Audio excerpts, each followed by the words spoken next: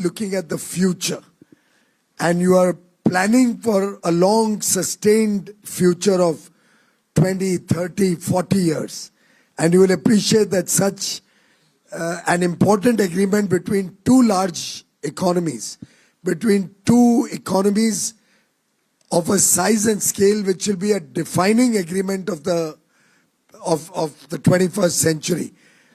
Obviously, it takes time. Obviously, we have a lot of things to consider. You need to crystal gaze into the future. You need to ensure that sensitivities on both sides are protected.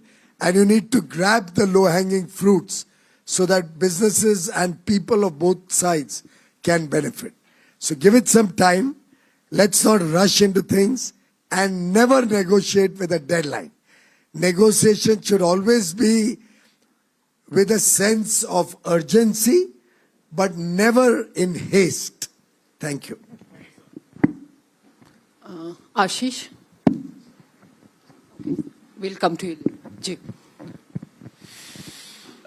Sir, in your earlier remarks, this is Saurabh from NDTV. Sir, you've been negotiating multiple agreements, and of course, this is to both of you. And in your earlier remarks, you mentioned, you made a Godfather reference, and and you said, "Give me a deal I cannot refuse." If you could share a little bit about what is that, what makes it a deal you cannot refuse?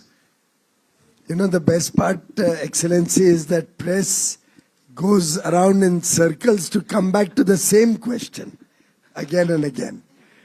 I think that's a very good attempt to try and get information about what is happening in the deal. But at the cost of repetition, my friend, negotiations happen behind the closed door, in the negotiating room, not before the press and television cameras. But if Excellency would like to share what makes a good deal between European Union and India. But for us, this agreement is very important also for Italy. Of course, we need to talk. There are problems, but I think it's possible to achieve the goal. I want to be optimistic beginning next year. Okay, that was the briefing by Union Commerce Minister Piyush Goyal on the progress of the talks on the India-European Union trade deal. The Commerce Minister essentially going on to mention that with India being the fastest growing economy in the world, viewers, a free trade agreement between India and its most critical partner, the European Union, will be a win-win situation for both sides.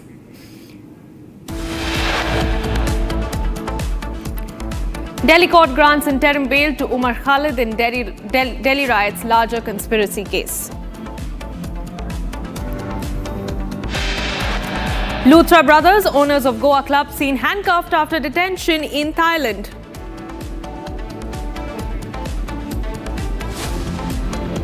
In Tamil Nadu, I think it is enough to bring about the desired result.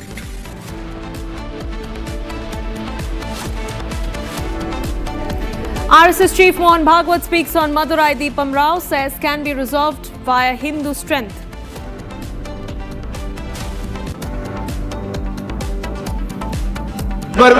Sir, देश भर में e cigarette ban हो चुकी है, क्या सदन में आपने अलाउ कर दी है? नहीं, कोई माननीय सदस्य को कोई भी सर, टीएमसी के सांसद पी रहे हैं सर टीएमसी के सांसद सर कई दिनों से लगातार बैठ के पी रहे हैं sir. Amid winter session of Parliament, e-cigarette scandal breaks out inside the Lok Sabha. BJP MP Anurag Thakur accuses TMC MP of smoking e-cigarettes.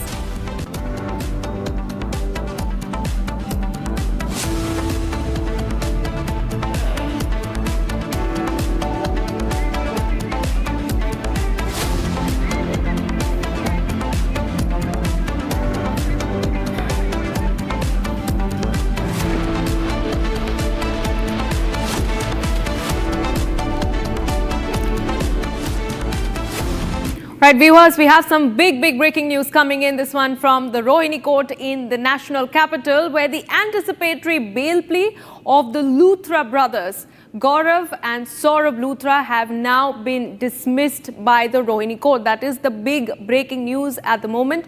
Remember, earlier today, the Rohini court had resumed the hearing in which the counsel for the Luthra brothers had essentially made a case that bail and protection is necessary for them so that they can come back to India and join the investigation.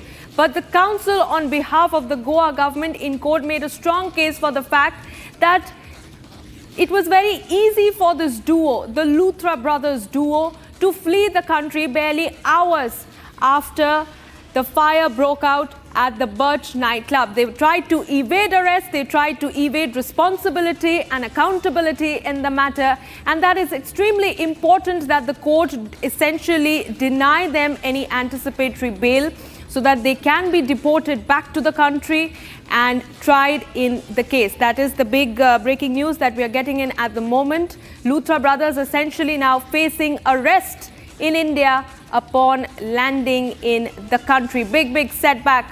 Viewers, in fact, early this morning, both of them, they were detained in Thailand by the Royal Thai Police, post which they were, as we speak, they are being kept in a detention center at the immigration premises in Phuket in Thailand. The authorities have essentially suspended the passports of the Luthra brothers, and they also face the risk of a complete revocation of their passport. This is something that the Goa government has appealed to the Ministry of External Affairs. And now we learn that with the deportation process already having been initiated, this is yet another setback for the Luthra duo, with the Delhi court now dismissing the anticipatory bail plea of Gaurav and Saurabh Luthra. So no legal recourse for the duo, ladies and gentlemen. They have to be dragged back to the country, and they are set to face trial in Delhi in the Goa nightclub tragedy.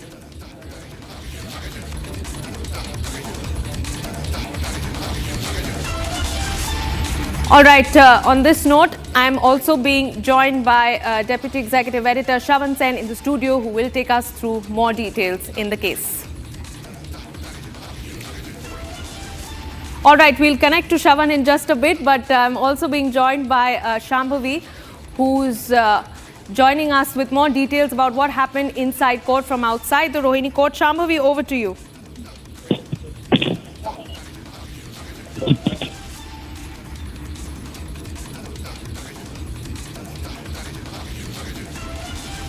All right, we'll connect to Shambhavi in just a moment, viewers, but that is the big breaking news that is now coming in. The Luthra brothers essentially facing arrest upon their landing in the national capital. Earlier in court today, the counsel had repeated their claims that they had gone to Phuket on business, but the Goa government essentially making a very strong case in court, saying that they were attempting to evade arrest and evading responsibility. Luthra brothers are now going to be dragged back to India. A confirmation coming in from Goa Chief Minister, who spoke a short while back, stating that Goa Police, along with the Central Bureau of Investigation, will be bringing back Luthra brothers. In fact, Delhi court has rejected the anticipatory bail plea of Luthras, where they essentially were arguing that they were in Thailand for a business trip and they would be cooperating with the agencies. Let me go across to Shambhavi, who is joining us from outside Rohini court. Shambhavi, what transpired in the court? On what grounds have the bail been rejected?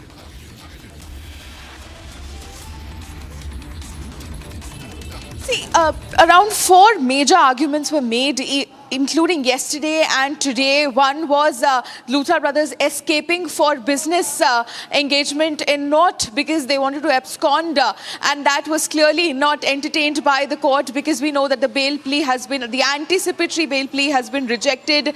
The other were the medical grounds that both the Luthra brothers, be it Saurabh Luthra suffering from seizures, and Gaurav Luthra has some neuro issue. Again, that was not entertained by the court, because the counsel for for the state of Goa argued that the medicines for both were prescribed without the presence of the patient, which means that it's not that serious of a health issue. The third one was that both the brothers, they just are license holders and they don't participate in the day-to-day operations of all the properties. So they will of course aid in the investigation with the authorities, but they're not to be blamed in this entire matter. And the fourth and the most important one was raised by the Luthra brothers, and that they want to come back to India, they want to participate, they want to help the authorities in investigating the matters and also the families of the deceased, but they are scared that once they come back they'll be lynched and that their properties will be set ablaze. But again, as we clearly see from the rejection of the anticipatory bail, the transit anticipatory bail of both the Luthra brothers, the court clearly did not entertain any of these reasons or arguments that were made by Luthra brothers, and finally a lot was dependent on this order by the Rohini court, and now we have the final order, which is rejection of the anticipatory bail. Back to you. We'll also try and go across to a reporter in Goa, Swarali, because I'm given to understand that this is moving quite fast, with Goa police now perhaps taking the call of sending the team as soon as possible. In fact, as we speak, Luthra brothers are still being questioned at the immigration office in Phuket. We've got the latest images coming in a short while back from Phuket, where they're still being questioned. Goa Chief Minister a short while back spoke to media persons where he's essentially indicated that following the high-level meeting that they've essentially had, they believe that custodial interrogation of the Luthra brothers becomes extremely crucial at this point in time. There are allegations that have been leveled against Luthra brothers, particularly about the nightclub that was being run by them. There are violations, there are CRZ violations that have come to the fore. These are allegations that have been leveled against the Luthra brothers, and that is the reason why custodial interrogation becomes extremely crucial. You've also had the legal counsel of Goa government arguing in the court, saying that there is no business intention that they had. This was not a business trip that they had in Thailand, but they essentially wanted to evade the investigation. Let me also bring in my colleague Swarali, who's joining us on this broadcast. Swarali, any confirmation by when are we to expect the Goa police team to leave for Phuket? The time is yet to be uncertain, but the CM Pramod Sawant has said that in short while team of Goa police will leave for Thailand. On the other hand, we are checking in that in the court bail application has been rejected by the court, and we all know that right now they're present in the immigration office of Thailand, wherein they are still interrogated and documents are being checked. But the CM and all the other authorities in the Goa administration have informed us that strict action will be taken as soon as Luthra brothers land in India. On the other hand, the deportation process, which is all the norms are supposed to be followed, is in ongoing, and CM also appreciated the work of Goa police as in to take quick steps and action. As we all know that FIR was registered post that a lookout notice was released, and when they got to know that Luthra brothers are on a plea at that time, immediately after the intervention of Interpol, a blue corner notice was also released in a major breakthrough update and success for administration and Goa police and the central agencies. Currently, Luthra brothers are in the custody of Royal Thai Police. Swarali, I'll request you to stay on with us as I'm going to just quickly take our viewers through all the latest details that we have in this particular case. Let's also pull out the latest images that have come in from Phuket, from the immigration center, where Luthra brothers are still present. Indian embassy officials are also present there. Questioning is still going on of Luthra brothers. In fact, there were certain reports emerging that there is a possibility that after the provisional arrest request that went in from India, that they would have been deported immediately, but it seems that that has now been delayed. Reports also coming in from the ground that there's a possibility that they could be taken to Bangkok and thereafter from there to India is what we are picking up, and that possibly could actually take place by tomorrow. I'll go back to my colleague Shambhavi, who is joining us on this broadcast. Shambhavi, as far as the investigation goes, Delhi police as well as Goa police maintains that on the day when the searches were carried out, his wife and mother were present in the house, and they've told the police that they did not know about the whereabouts.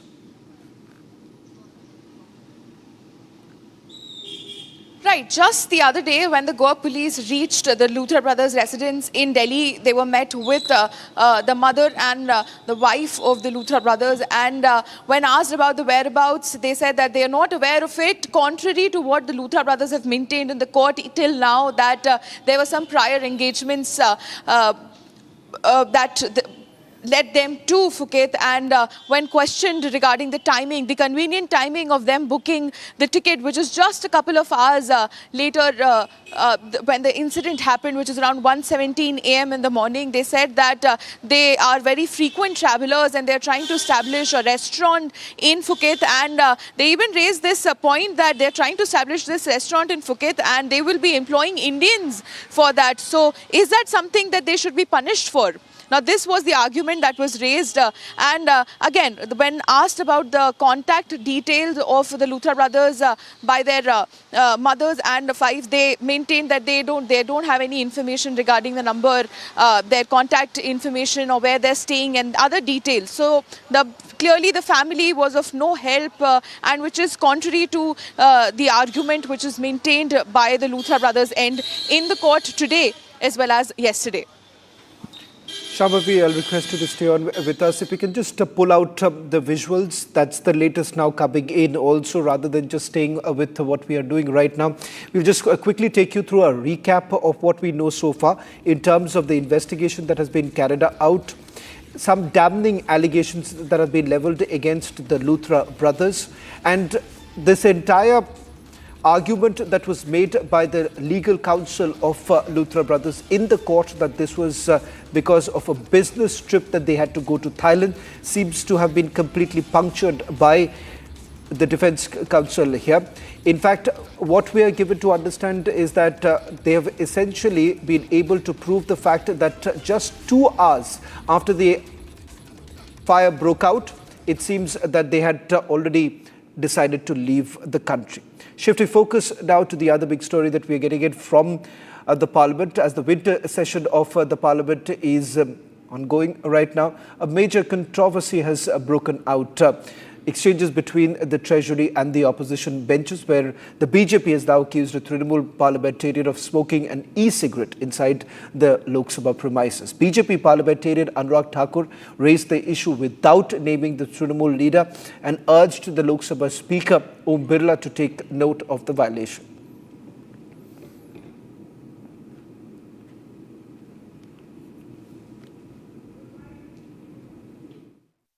एक sir मैं व्यवस्था को लेकर आपसे सवाल पूछना चाहता हूं। देश भर में एक मिनट, माननीय सदस्य मुझसे सवाल नहीं पूछ सकते। नहीं सर, आपसे आग्रह करने वाला आग्रह कर सकते हो, आपसे आग्रह कर सर भी ढंग से बिल्कुल सर, हाथ जोड़ के आपसे पूछ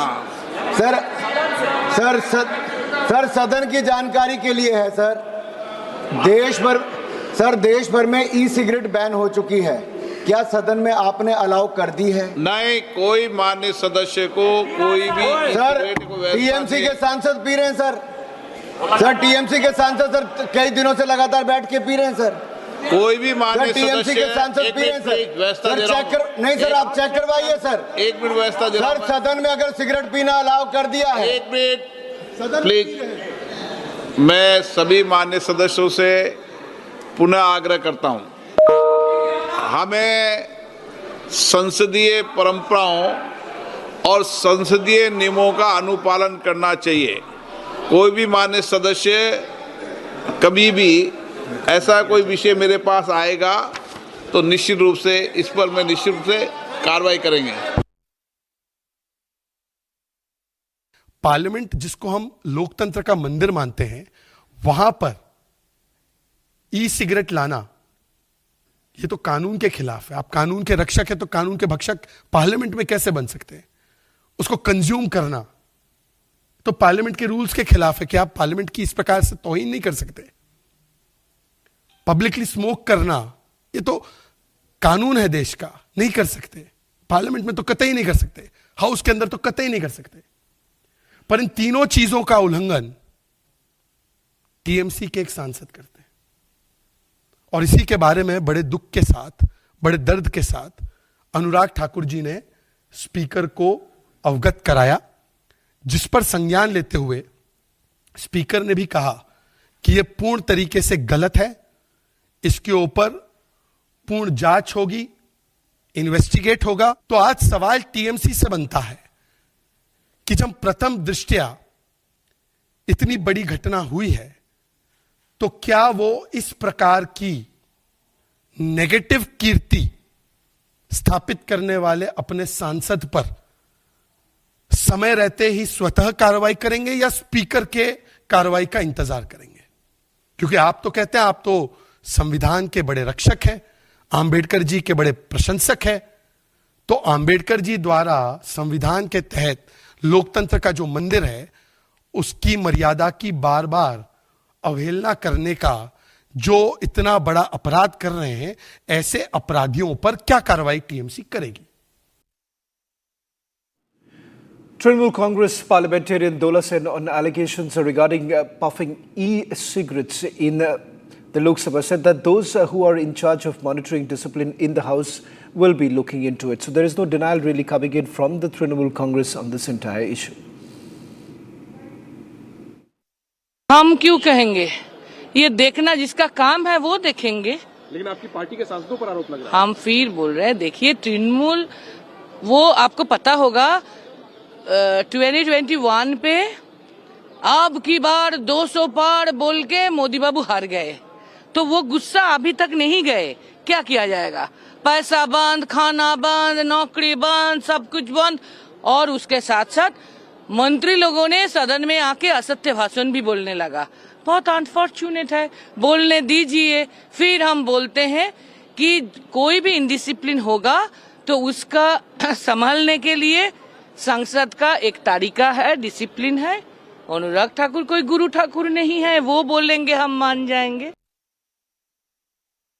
सदन के अंदर आरोप लगाए कि टीएमसी के सांसद जो है सिगरेट वो मैं नहीं जानता हूँ, I don't know about it.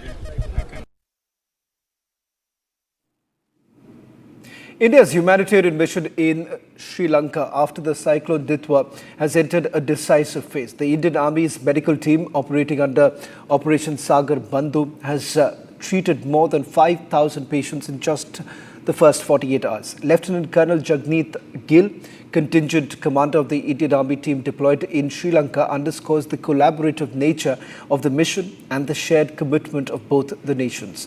Take a look at this detailed report.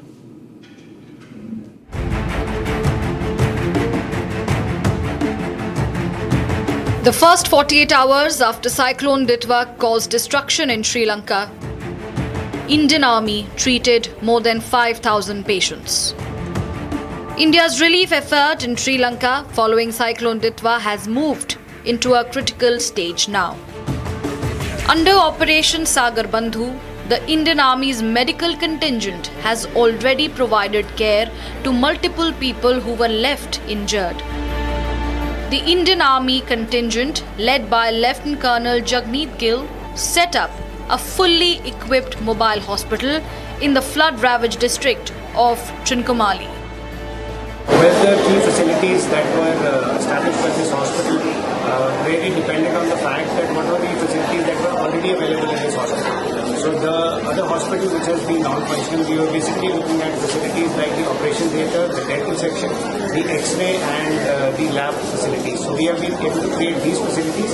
Other than that, we have also been able to create OPDs, which was the hour of the need. So we have been able to create the surgical OPD, the ortho OPD, the dental OPD, as well as family OPD. So we've been able to provide assistance to almost around 5,000, more than 5,000 patients. The team's priority was to bring immediate, life-saving care to those cut off by the floods, as per Lieutenant Colonel Gill. Well, the new age technology that we had employed this time was that we had surveillance drones which were very, very important to find the layouts of the hospital and really helped us to establish it much faster. The other was the HVAC tents which were deployed to create OT in a minimum time, And also, since the layout of the hospital required us that the labs and the facilities for blood collection were far apart, so we could actually use the logistic drones to carry out lab samples and blood samples to the labs, and we could actually enhance our speed and we could get results much faster. Within 24 hours, the team upgraded a previously non-functional healthcare center. The Indian Army installed an operational theatre, digital X-ray and a fully stocked laboratory in the health center.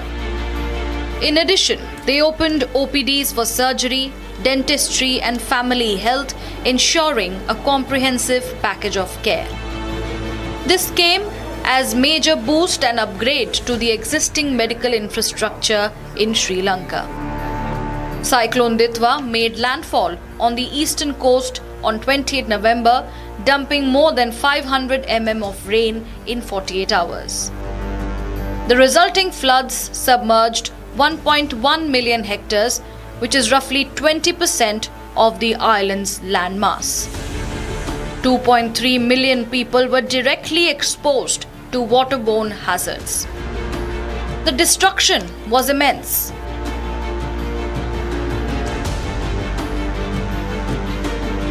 $720,000 buildings were inundated, including 243 health facilities and hundreds of schools. In addition to the medical push, India dispatched 4 more naval vessels to deliver essential relief supplies. Food, water, medicines and shelter kits were provided. The vessels have also provided logistical support for the evacuation of vulnerable civilians.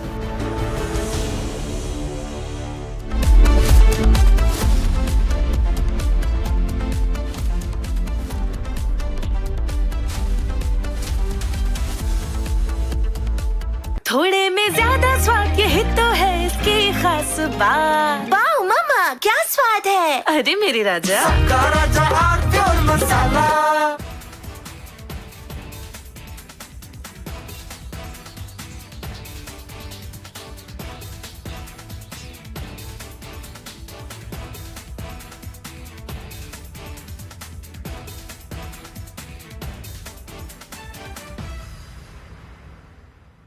दादी के हाथों का जादू और खुशबू से महकता घर, माँ की मुस्कुराहट और खाने की सुगंध। MDH गरम मसाला, क्योंकि हर रिश्ता है स्वाद से जुड़ा। भाई मेरा बेटी को प्यार चाहिए,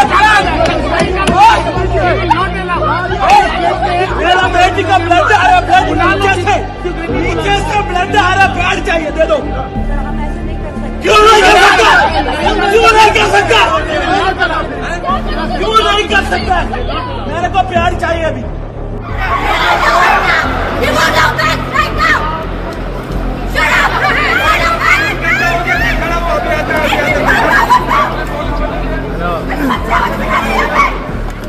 That we have experienced severe operational disruptions for the past few days.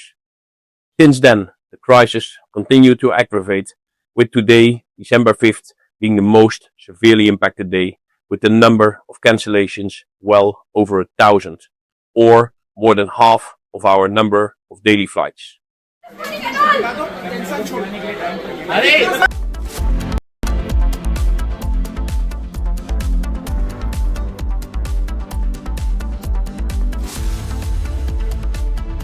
MDH की हल्दी मिर्ची धनिया करे कमाल, ये रंग दे, ये खुशबू दे, ये तीखा, ये कम पड़े, क्या निराला MDH मसाला।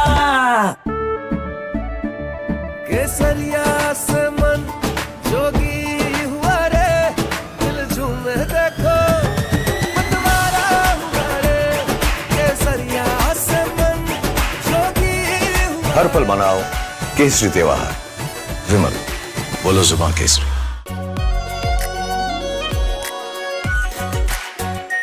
RPO.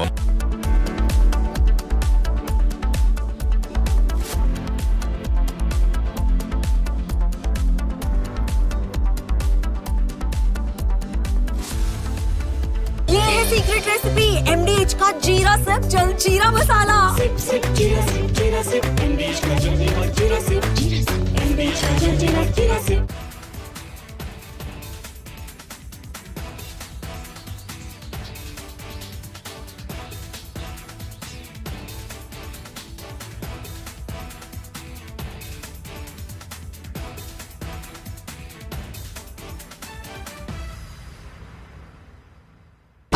प्योर सूजी पास्ता उबालो मिलाओ और खाओ 8 मिनट में तैयार। क्या टेस्ट है सबका राजा हार प्योर मसाला। भाई मेरा बेटी को प्यार चाहिए, मेरा बेटी का ब्लड आ रहा, ब्लड नीचे से ब्लड आ रहा, प्यार चाहिए, दे दो। क्यों नहीं कर सकता? क्यों नहीं कर सकता? क्यों नहीं कर सकता? मेरे को प्यार चाहिए अभी।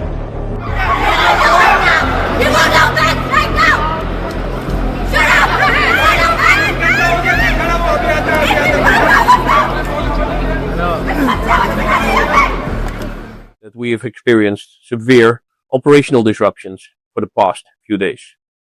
Since then, the crisis continued to aggravate, with today, December 5th, being the most severely impacted day, with the number of cancellations well over 1,000, or more than half of our number of daily flights.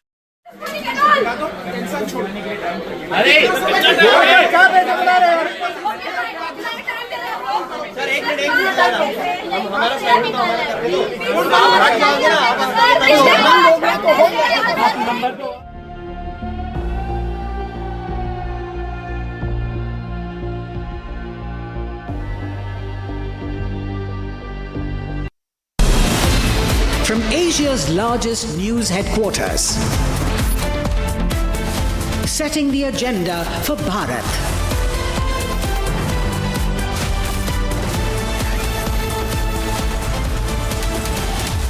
You're watching Republic.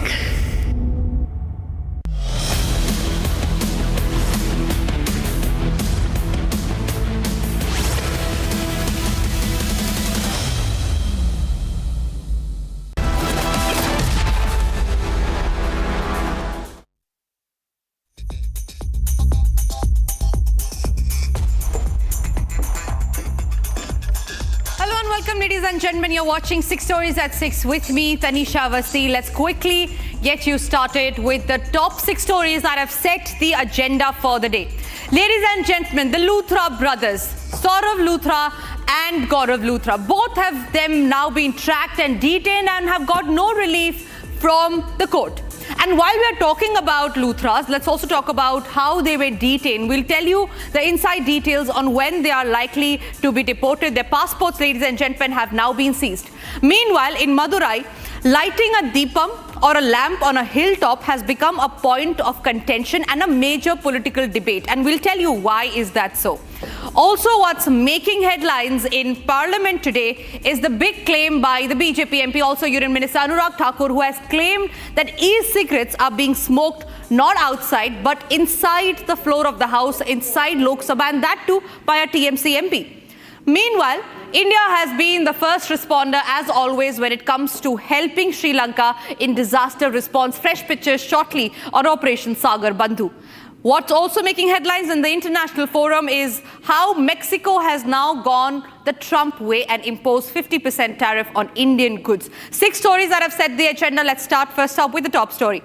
After a dramatic 72-hour international chase, the detained Luthra brothers have been caught in Thailand. Their passports have been seized and they remain in high security holding block. Meanwhile, back here in India, the brothers are seeking anticipatory bail, which had now been dismissed by the Rohini court here in Delhi. They are facing a major setback as the bail plea has now been dismissed by the court. The Goa government has presented licenses, GST records and FSSAI documents arguing the Luthras were actively running the club. More details in this report. After a dramatic 72 hours transnational chase, the manhunt finally ends. The absconding Luthra brothers, once on the run across the border, now stand cornered and cuffed, their wrists zip-tied. Detained by Thailand's royal police, the killers of those 25 innocent people are escorted with tight security. Behind the steel blue collar door lies a high security detention block. This is where the Luthra brothers are now being held. No exits, no passports.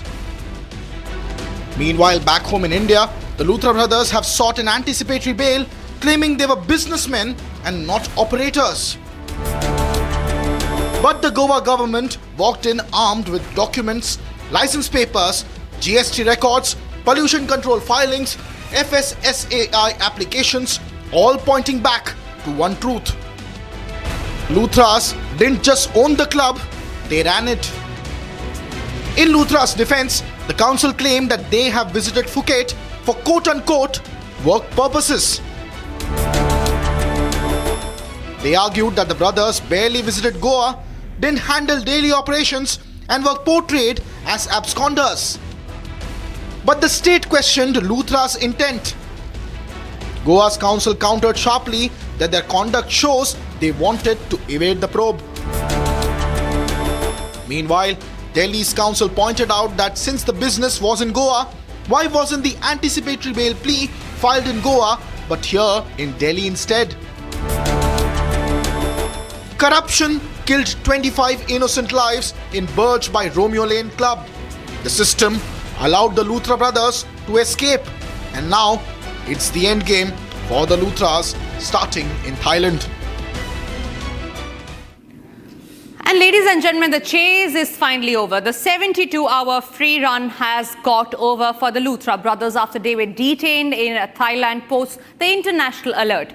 The owners of the Goa Burj by Romeo Lane nightclub are now staring at a swift deportation and a possible arrest the moment they land here in India. What happens next and how soon will they be brought back? Here's the full story. A massive breakthrough in the Goa Club Blaze case.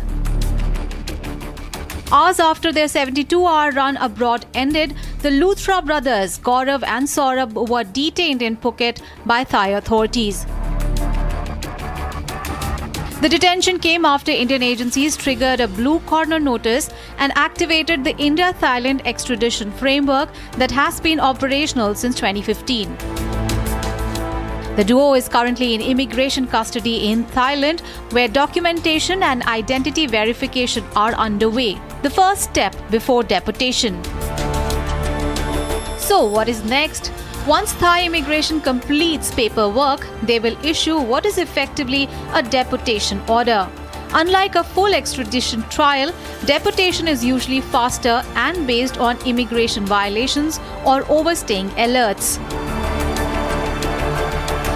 Indian officials from Goa Police and CBI's Interpol wing are already coordinating with the Indian Embassy in Bangkok to secure an early travel warrant.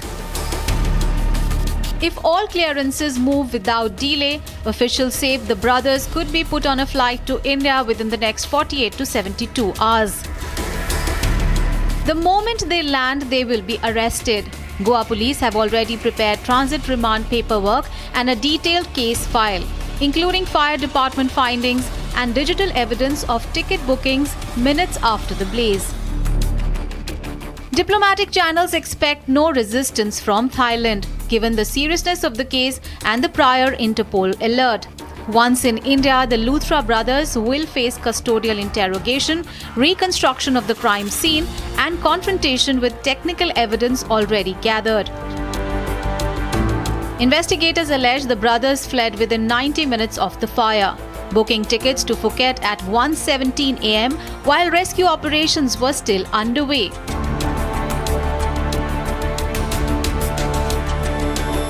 Luthra's brothers' defense say they did not flee but traveled to Thailand for business purposes, an argument they also placed before a Delhi court while seeking transit anticipatory bail.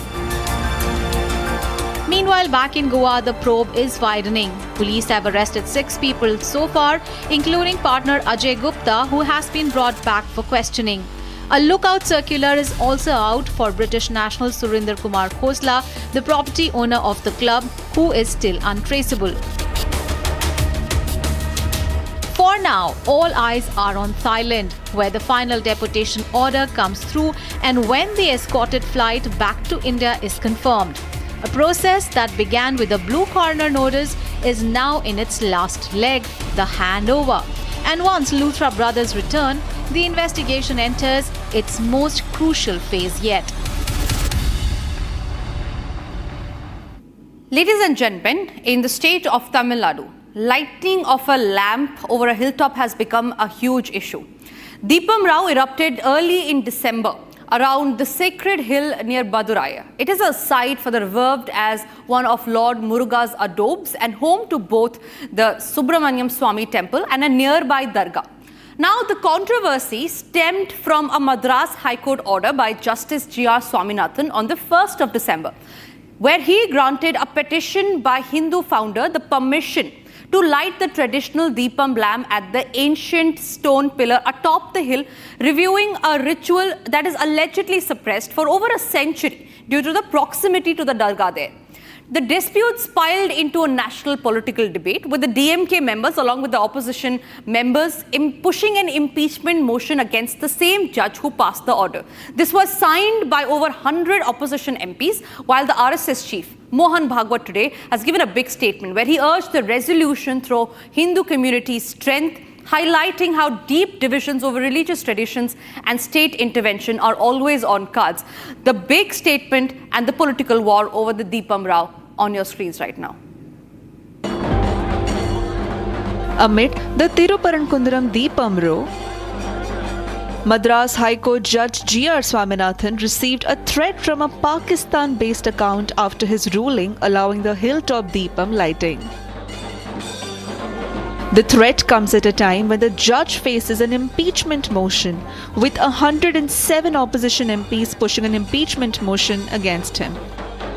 DMK continues to state that to not hurt the sentiments of the people who go to Dargah, whereas the BJP continues to state that there is a law that's already passed in 1994 where 15 meters away from the Dargah, people are allowed to light the lamp, and now the DMK's HRNC, the temple administration that comes under the Minister Shekhar Babu, who is a close aide of M.K. Stalin, continues to say that the order passed in 2014 by the Supreme Court should be followed, whereas they are not ready to follow what Judge G.R. Swaminathan said. As we know, Judge G.R. Swaminathan also got a latest threat from on Facebook, on social media, multiple people threatening him, telling that if he allows them to light the lamp on Thiruparankundaram Hill.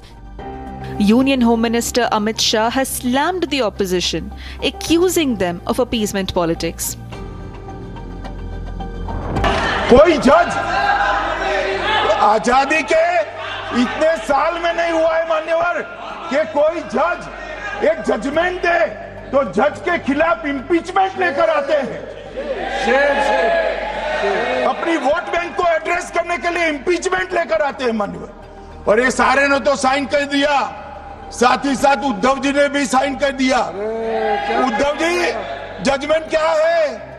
एक पहाड़ी पर मान्यता है कि यहाँ सबसे ऊपर दिया जलाया जाए। मान्यवर, एक वोट बैंक को संभालने के लिए एक हाईकोर्ट के जज के सामने इंपीचमेंट लेकर आए हैं। देश की जनता उनको मदद नहीं करे। For years, the Thiruparankundaram hill has been known as a site where faiths coexisted peacefully. But the calm broke when Hindu groups demanded the right to light the Kartikai Deepam lamp at the hilltop. The flashpoint intensified after Justice Swaminathan's order on December 1st to lit the lamp at the Deepathun pillar. When the order wasn't implemented by December 3rd, protests broke out. The bench later passed another order this time, permitting the devotees themselves to light the lamp. But this judicial intervention triggered political pushback, with opposition MPs moving an impeachment motion in the Lok Sabha against Justice Swaminathan. And now, with a Pakistan-based threat targeting the judge, the controversy has taken an alarming turn. From one controversy to the other, let's now tell you what's happening in the parliament. A fresh political row has broken out in Lok Sabha today after BJP MP Anurag Thakur, also a union minister, accused the Trinamool Congress members of smoking an e-cigarette inside the house. The allegation was triggered by a huge uproar, with both the sides exchanging sharp retorts. Speaker Om Birla, meanwhile, intervened, saying that the matter would be examined if a written complaint is submitted. The issue comes even as electronic cigarettes, remember, ladies and gentlemen, have been banned nationwide since the year 2019. BJP MP Anurag Thakur also raised concerns related to Himachal Pradesh, including disaster management that was overlooked. But what took the center stage? What was his claim on e-cigarettes? Right now on air, ladies and gentlemen, are the same visuals of the TMC MP. His name is Swagata Roy. He, in this video, has been seen smoking a cigarette inside the parliament. The BJP MP, Anurag Thakur, like I said, raised the same issue in front of the speaker, to which the speaker said, if this has been happening and if there is evidence on it, strict action will be taken. Here is how TMC has responded to the whole row. A fresh controversy erupted in the Lok Sabha today when BJP MP Anurag Thakur levelled a serious allegation against members of the Trinamool Congress. Thakur claimed that certain TMC MPs were smoking e-cigarettes inside the house over the past few days. Sir, सदन की जानकारी के लिए है sir, देश भर में e cigarette ban हो चुकी है। क्या सदन में आपने अलाउ कर दी है? नहीं, कोई माननीय सदस्य को कोई भी सर, टीएमसी के सांसद पी रहे हैं सर टीएमसी के सांसद सर कई दिनों से लगातार बैठ के पी रहे हैं सर। कोई भी माननीय टीएमसी के सांसद पी रहे हैं सर चेक कर, नहीं सर आप चेक करवाइए सर। एक मिनट व्यवस्था दे रहा हूं। सर, सदन में अगर सिगरेट पीना अलाउ कर दिया है। एक minute. The take immediately triggered protests from the opposition benches. He raised the issue during question hour, reminding the speaker that electronic cigarettes are banned across India under the 2019 legislation passed by the parliament itself. Responding to the remark, Speaker Om Birla asserted that no such permission had been granted for the use of e-cigarettes inside the house. मैं सभी माननीय सदस्यों से पुनः आग्रह करता हूं, हमें संसदीय परंपराओं और संसदीय नियमों का अनुपालन करना चाहिए। कोई भी माननीय सदस्य कभी भी ऐसा कोई विषय मेरे पास आएगा तो निश्चित रूप से इस पर मैं निश्चित रूप से कार्रवाई करेंगे। माननीय सदस्यगण, Speaker advised Thakur to submit a written complaint, saying that any documented allegation would be duly examined and acted upon as per the rules of the House. Publicly smoke करना ये तो कानून है देश का, नहीं कर सकते। पार्लियामेंट में तो कतई नहीं कर सकते, हाउस के अंदर तो कतई नहीं कर सकते। पर इन तीनों चीजों का उल्लंघन टीएमसी के एक सांसद करते हैं। तो आज सवाल टीएमसी से बनता है कि जब प्रथम दृष्टया इतनी बड़ी घटना हुई है तो क्या वो इस प्रकार की नेगेटिव कीर्ति स्थापित करने वाले अपने सांसद पर समय रहते ही स्वतः कार्रवाई करेंगे या स्पीकर के कार्रवाई का इंतजार करेंगे? The statement led to an uproar, with the BJP members backing Thakur and accusing TMC MPs of openly violating parliamentary discipline. माननीय सदस्य,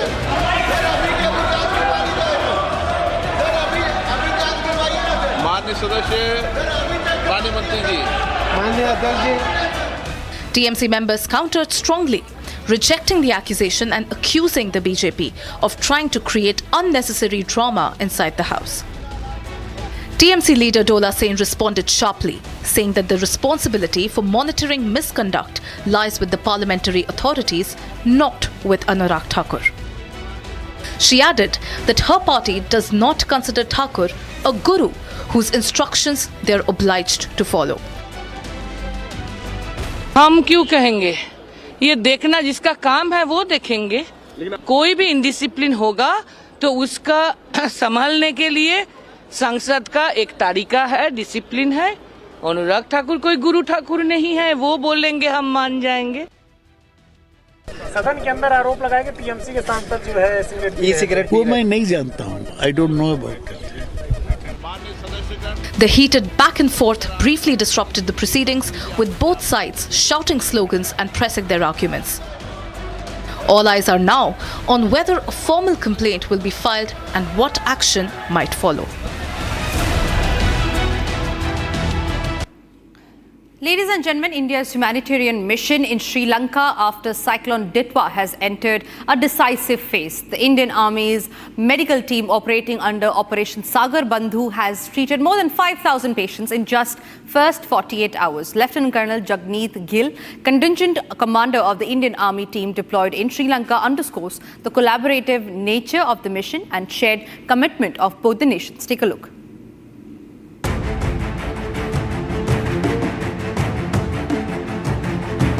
The first 48 hours after Cyclone Ditwa caused destruction in Sri Lanka, Indian Army treated more than 5,000 patients.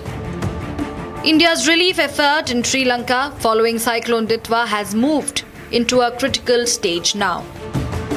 Under Operation Sagar Bandhu, the Indian Army's medical contingent has already provided care to multiple people who were left injured. The Indian Army contingent, led by Lieutenant Colonel Jagneet Gill, set up a fully equipped mobile hospital in the flood-ravaged district of Trincomalee. Well, the key facilities that were established by this hospital really depended on the fact that what were the facilities that were already available in this hospital. So the other hospital which has been non-functional, we were basically looking at facilities like the operation theatre, the dental section, the X-ray and the lab facilities. So we have been able to create these facilities. Other than that, we have also been able to create OPDs, which was the hour of the need. So we have been able to create the surgical OPD, the ortho OPD, the dental OPD, as well as family OPD. So we've been able to provide assistance to almost around 5,000, more than 5,000 patients. The team's priority was to bring immediate, life-saving care to those cut off by the floods, as per Lieutenant Colonel Gill. Well, the new age technology that we had deployed this time was that we had surveillance drones which were very, very important to find the layout of the hospital and really helped us to establish it much faster. The other was the HVAC tents which were deployed to create OT in a minimum time. And also, since the layout of the hospital required us that the labs and the facilities for blood collection were far apart, so we could actually use the logistic drones to carry out lab samples and blood samples to the labs, and we could actually enhance our speed and we could get results much faster. Within 24 hours, the team upgraded a previously non-functional healthcare center. The Indian Army installed an operational theatre, digital X-ray and a fully stocked laboratory in the health center. In addition, they opened OPDs for surgery, dentistry and family health, ensuring a comprehensive package of care. This came as major boost and upgrade to the existing medical infrastructure in Sri Lanka. Cyclone Ditwa made landfall on the eastern coast on 28 November, dumping more than 500 mm of rain in 48 hours. The resulting floods submerged 1.1 million hectares, which is roughly 20% of the island's landmass. 2.3 million people were directly exposed to waterborne hazards. The destruction was immense.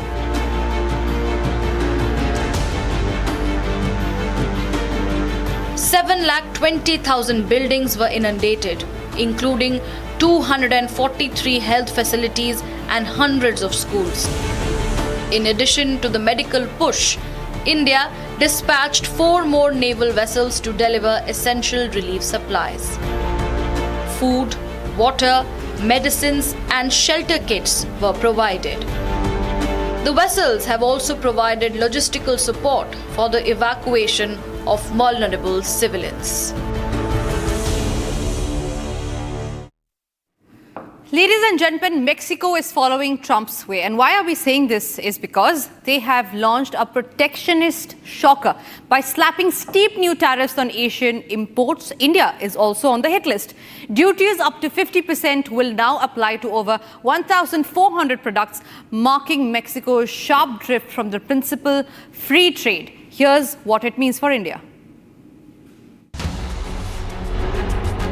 Mexico's Senate has cleared a new tariff regime, hiking tariff duties on everything from auto and parts to textiles, plastics and metals. India is among the most affected. Key exports like textiles, auto components and engineering goods will now become costlier in the Mexican market. The move majorly hits India's strategy of using Mexico as a gateway into Northern American supply chains. Analysts link Mexico's shift to US pressure ahead of next year's USMCA US-Mexico-Canada agreement, mirroring Washington's tough stand on Chinese goods. India as a temporary or transactional partner. Still, we must view this moment with clear eyes. President Putin's warm visit to India last week and India's participation in China's Shanghai Cooperation Organization summit this September raised some understandable concerns. At the same time, India has agreed to purchase more American energy, thereby reducing significantly its reliance on Russia. In fact, on my way in earlier, I ran into a delegation of parliamentarians from Latvia who through connections with Michigan and the Michigan National Guard and the Latvian military. We're all very acquainted with them. Inside Mexico, critics warn that tariffs will raise consumer prices. But the ruling party says it will protect local jobs and industries, a protectionist stand. With Chinese cars now facing a massive 50% duty, Mexico signals a wider North American turn towards protectionism, posing fresh challenges for Indian exporters. Mexico's steep new tariffs signal a clear shift towards protectionism, a move that hits Asian exporters hard, especially China and India. As both nations now face higher costs, tighter access, and a tougher road to one of Latin America's biggest markets. And well, that brings us to the edition of 6 Stories at 6. We will be back same time tomorrow, getting you the more agenda-setting stories. Don't go anywhere. Coming up next after the break is Live and Breaking.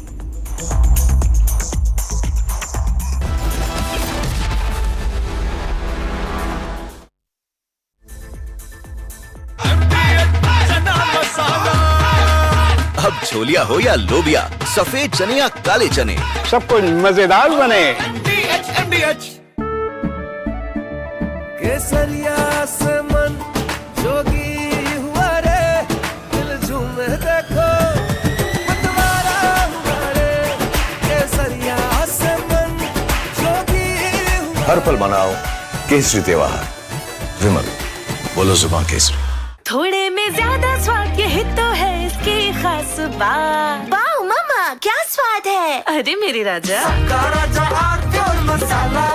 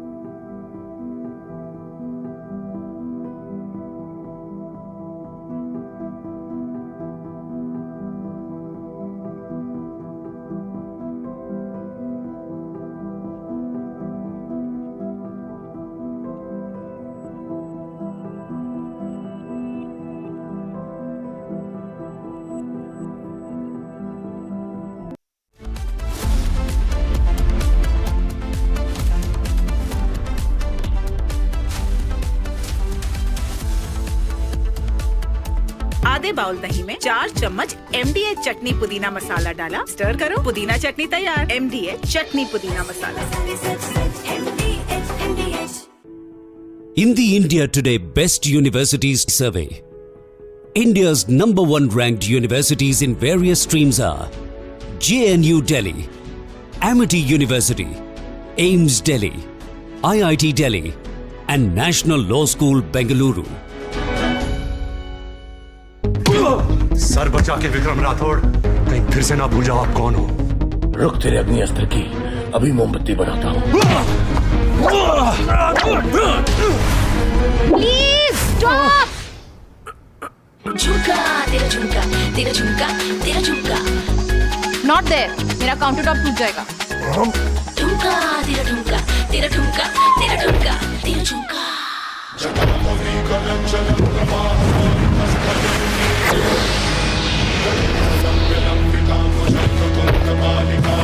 No. मेरी chimney टूट जाएगी। What are you doing? अरे क्या हो तुम? रानी, इस घर में कुछ है जो टूटता नहीं। ये पिलर कभी नहीं टूटेगा। रुंगटा स्टील TMT से बना। रुंगटा नहीं तो घर स्ट्रॉन्ग नहीं। रुंगटा स्टील TMT का एकदम सॉलिड।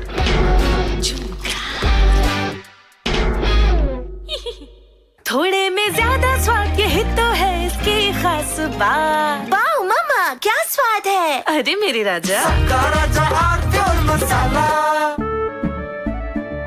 केसरिया से मन जोगी हुआ रे, दिल झूमे देखो मतवारा हुआ रे, केसरिया से मन जोगी हुआ। हर पल मनाओ केसरी त्योहार। विमल, बोलो जुबान केसरी। ये है सीक्रेट रेसिपी MDH का जीरा सिर्फ जल जीरा मसाला। सिर्फ जीरा सिर्फ MDH का जल जीरा सिर्फ MDH का जल जीरा सिर्फ।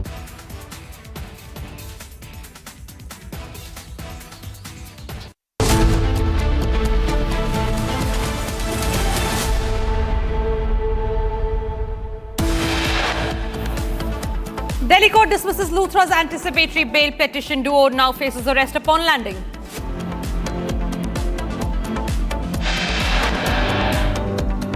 Luthra brothers, owners of the Goa club, seen handcuffed after detention in Thailand. Deportation is next.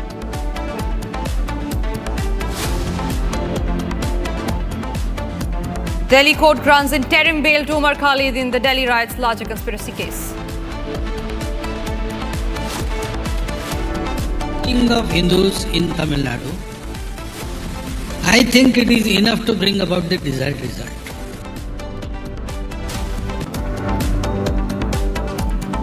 RSS Chief Mohan Bhagwat speaks on Madurai. Deepam Rao says can be resolved by Hindu strength.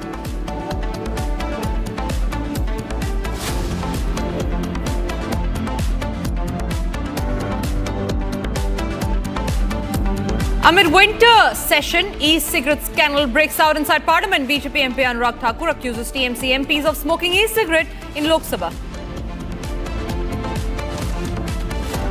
US delegation arrives at the Ministry of Commerce and Industry for the trade talks.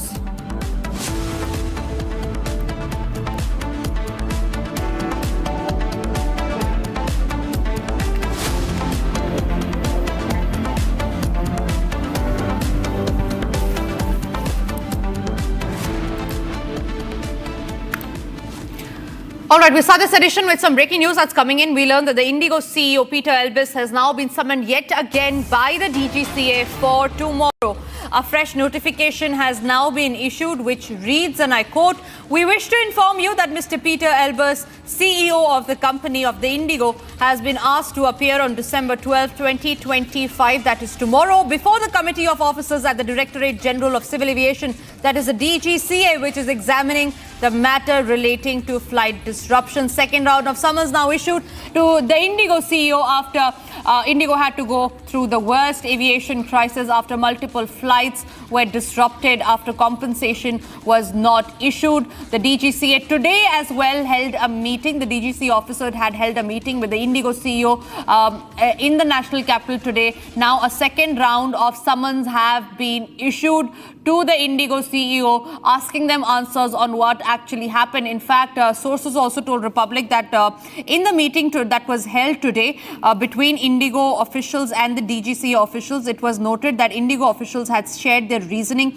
on why there were actually flight disruptions that were taking place. Sources told us that it was a 2-hour crucial meeting that took place between the DGCA Inquiry Committee and the Indigo CEO. Now, during the high-level meeting that was held today, it was convened to address the Indigo crisis. The Inquiry Committee had posed several direct and pointed questions to the airline CEO regarding, number one, the operations, number two, the refunds, the crew management, and even the compensation that has been given or not given to the passengers. During the meeting, the airline had provided information on its new roster plan, refund process, baggage tracing, and flight resumption. Chandrakala is joining us live on the broadcast. Chandrakala, having issued the second summons to the Indigo CEO, it is somewhere to be noted that the DGC officials are certainly not happy with the reasoning that the Indigo CEO had given today in the meeting that was held. Today was the first summon that was issued.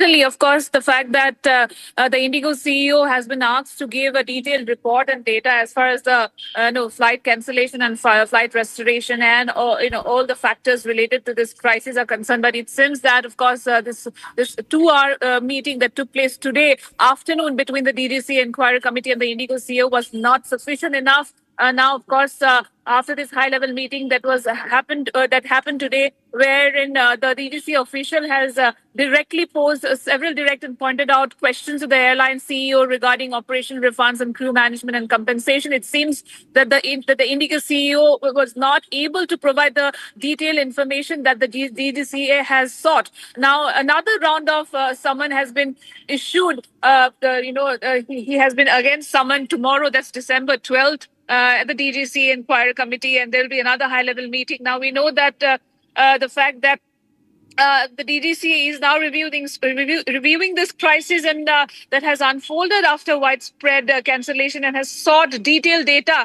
on Indigo's recent disruptions, the restoration plans and crew management. Also, the fact that now the flights continue to be disrupted, as we know that in the morning several flights remained cancelled in Bengaluru Airport here and also Ahmedabad Airport. Yet, after the chief executive officer of the airlines, Peter Elbers, claimed that its operation were back on track. Now, the DGCA has also ordered an immediate, that's yesterday, of course, we know that an important notification has been put out by the DGCA instructing its official for immediate on-site inspection at 11 airports all across the country after the widespread passenger inconvenience caused by large-scale disruption in Indigo's operation. This is the biggest ever aviation crisis, and it seems that, Indigo is now being questioned, held accountable for this. And of course, the government is also responsible for this to sort out, to mitigate this crisis. And the fact that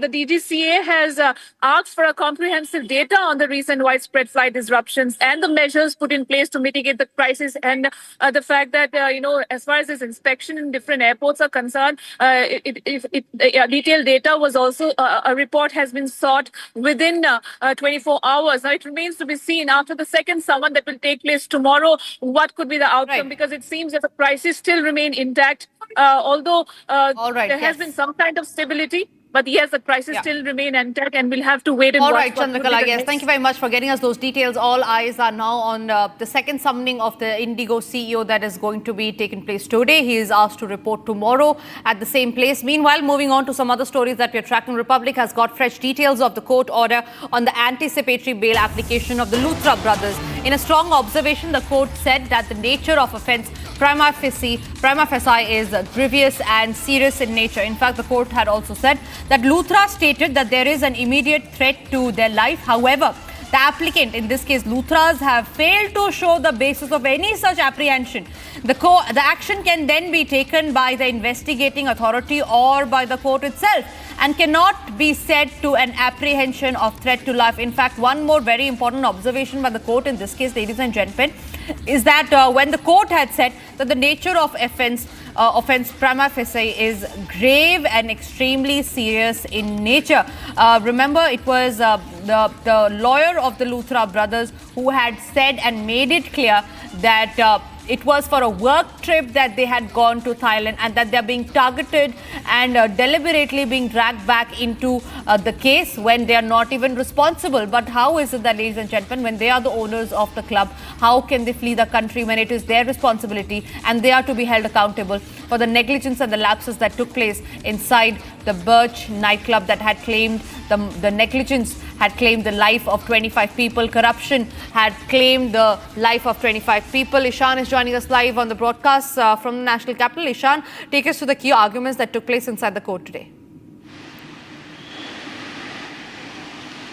The Luthra brothers' lawyers argued that they face a serious and grave threat to their lives, wherein they will be lynched if they come back to India. They cited the example of bulldozer action being taken against their properties, wherein multiple properties have been bulldozed in Goa. But the Goa Council clearly stated that the notice for the demolition of these properties were given way back in August, and this is part of a procedure, and this has no bearing on the current case. The Luthra brothers thereafter claimed that they have a serious health issue, wherein Gaurav Luthra suffers from epileptic fits, and this was also, medical documents were also presented in the court, but the court observed and the Goa Council stated that these documents are old documents and the condition of the brothers are not such that they prevent them from appearing in court. Now, the final argument that they presented, that they wanted to join the investigation but fear persecution and intimidation by the authorities, wherein the authorities might force them to confess to crime. This has also been dismissed, wherein this Goa Council clearly stated that the people who have already been arrested have been treated with due process and law, and the due process of law will be followed with the Luthra brothers as well. The action of the Luthra brothers, wherein they moved immediately after the incident to run away from the country, wherein they moved to another country within 1.5 hours of the incident. That they had purchased the tickets, and at around the same time 5 a.m. they departed from India. All this done only to evade the authorities and evade the way they did it was a very elusive manner, and this is an absconder that is facing. The court also agreed that the facts presented by the Goa Council and the information provided and arguments provided by the Luthra brothers cannot be sustained, and rejected their transit bail application. Now it is being clearly seen that they will be brought back to India and arrested. No interim protection have been granted to them. All right, Ishan, I was just coming to you on that. Once they are brought back to India, what is the procedure that will be followed by the Goa police, by the CBI and the Interpol in this case? Right now, a non-bailable warrant has been issued by the Goa police for the Luthra brothers. It will be, once they are arrested by the Interpol, they will be handed over to the Indian authorities. Once the Indian authorities take custody of them, they will be bringing back the brothers to India by an extradition process. Once the extradition process brings them back to India, custody will be sought by Goa police from the airport only, and then they will be taken from here and presented before a court of competent jurisdiction in Goa, wherein they might apply for bail one more time. All right, Ishan, thank you very much for getting us those details. Moving on quickly, ladies and gentlemen, it is the end of the road for the Luthra brothers. Their 72-hour free run got over after they were detained in Thailand after an international alert. The Goa owners of the Goa's Birch by Romeo Lane nightclub are now staring at a swift deportation and a possible arrest the moment they land here in India. What happens next? How soon could they be brought back? Here's the full detail. A massive breakthrough in the Goa Club Blaze case. Hours after their 72-hour run abroad ended, the Luthra brothers, Gaurav and Saurabh, were detained in Phuket by Thai authorities. The detention came after Indian agencies triggered a blue corner notice and activated the India-Thailand extradition framework that has been operational since 2015. The duo is currently in immigration custody in Thailand, where documentation and identity verification are underway, the first step before deportation. So, what is next? Once Thai immigration completes paperwork, they will issue what is effectively a deportation order. Unlike a full extradition trial, deportation is usually faster and based on immigration violations or overstaying alerts. Indian officials from Goa Police and CBI's Interpol wing are already coordinating with the Indian Embassy in Bangkok to secure an early travel warrant. If all clearances move without delay, officials say the brothers could be put on a flight to India within the next 48 to 72 hours. The moment they land, they will be arrested. Goa police have already prepared transit remand paperwork and a detailed case file, including fire department findings and digital evidence of ticket bookings minutes after the blaze. Diplomatic channels expect no resistance from Thailand, given the seriousness of the case and the prior Interpol alert. Once in India, the Luthra brothers will face custodial interrogation, reconstruction of the crime scene, and confrontation with technical evidence already gathered. Investigators allege the brothers fled within 90 minutes of the fire, booking tickets to Phuket at 1:17 a.m. while rescue operations were still underway.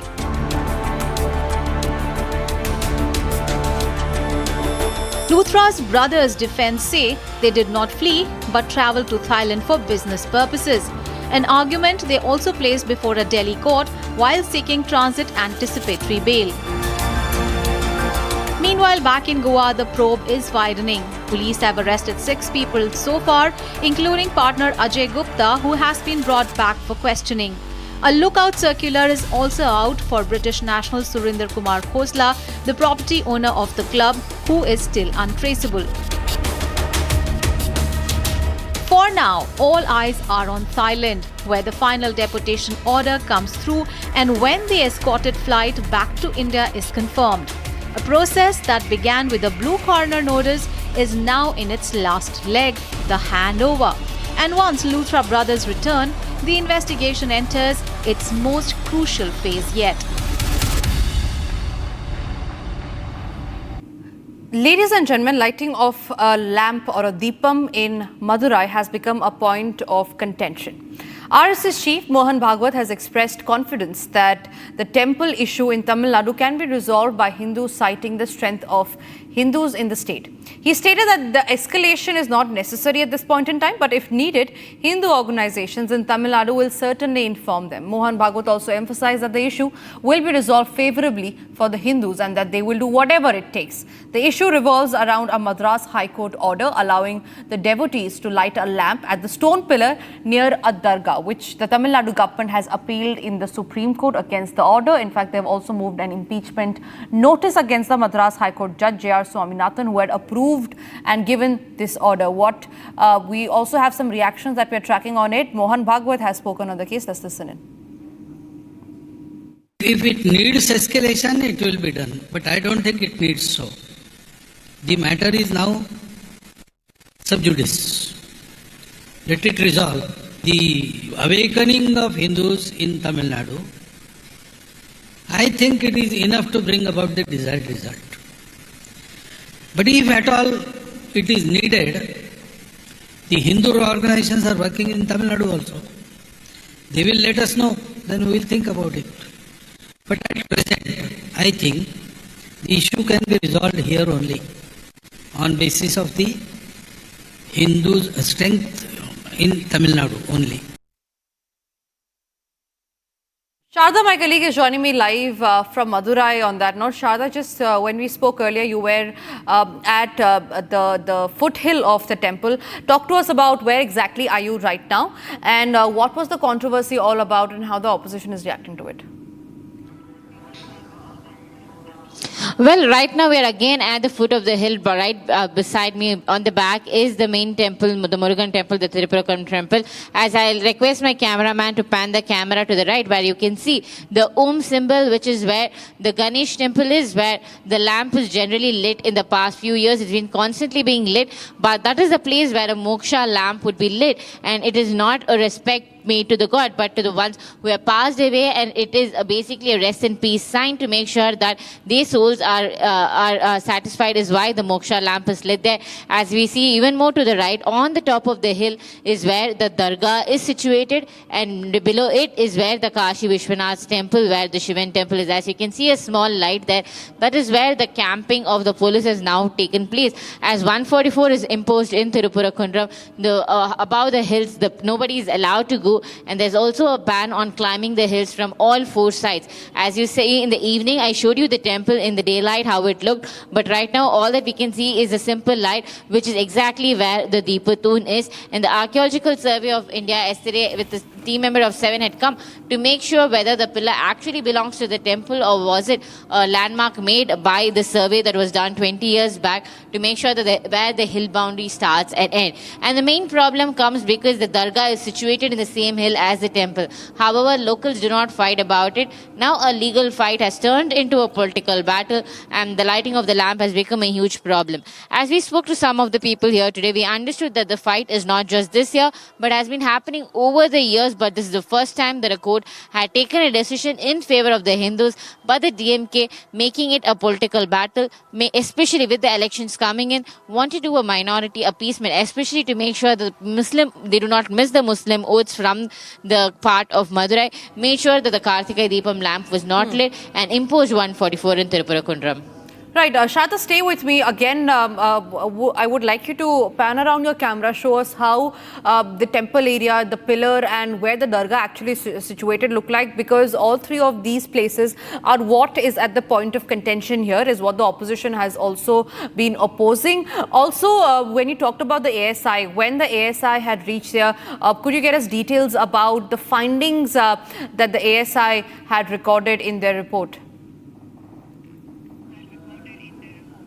Well, answering your second question first, the ASI had come yesterday to survey the pillar, the Deepatun, which is called the pillar of lighting the lamp. They surveyed it yesterday to make sure that the baseless claims telling that the pillar belongs to the Durga, and also another claim telling that the pillar was built only to a land survey and was not the Deepatun.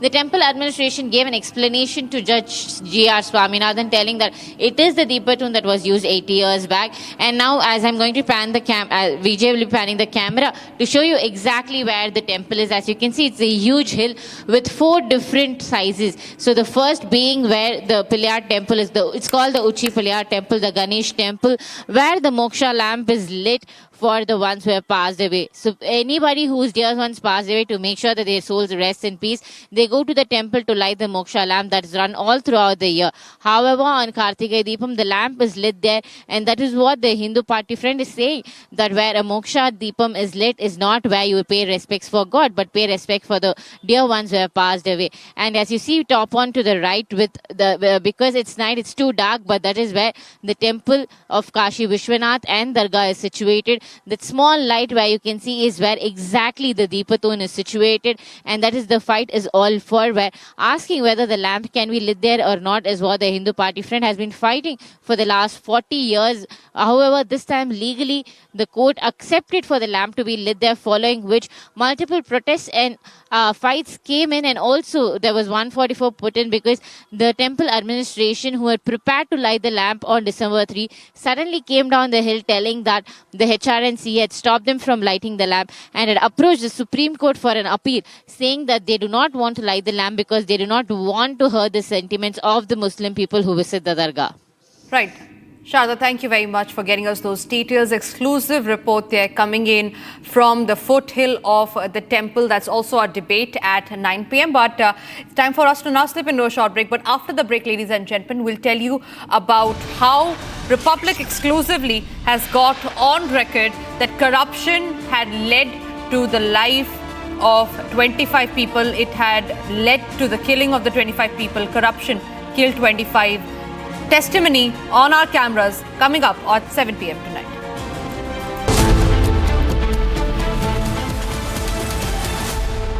MDH की हल्दी मिर्ची धनिया करे कमाल, ये रंग दे, ये खुशबू दे, ये तीखा, ये कम पड़े, क्या निराला MDH मसाला। सर बचा के विक्रम राठौड़, कहीं फिर से ना भूल जाओ आप कौन हो। रुक, तेरे अग्नि अस्त्र की अभी मोमबत्ती बनाता हूँ। Please stop. झुमका तेरा झुमका, तेरा झुमका, तेरा झुमका। नॉट देयर, मेरा काउंटर टॉप टूट जाएगा। झुमका तेरा झुमका, तेरा झुमका, तेरा झुमका, तेरा झुमका।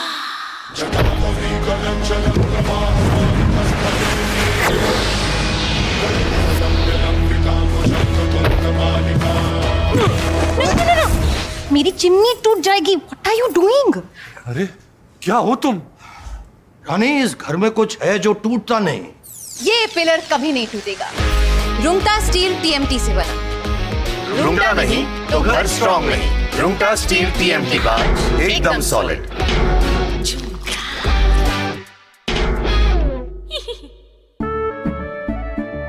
केसरिया से मन जोगी हुआ रे, दिल झूमे देखो मतवारा हुआ।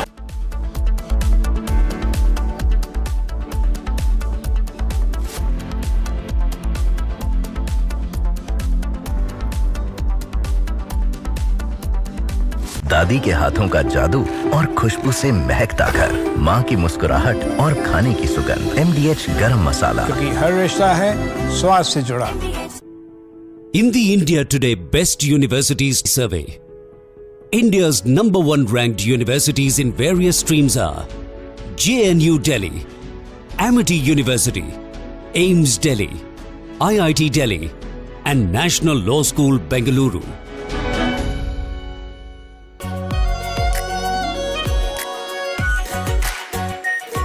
Pure shahi paneer masala, delicious, healthy everyday.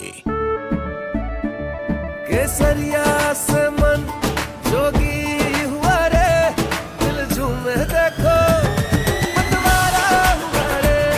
केसरिया से मन जोगी हुआ। हर पल मनाओ केसरी त्योहार। विमल, बोलो जुबान केसरी। MDH की हल्दी मिर्ची धनिया करे कमाल। ये रंग दे, ये खुशबू दे, ये तीखा, ये कम पड़े। क्या निराला MDH मसाला।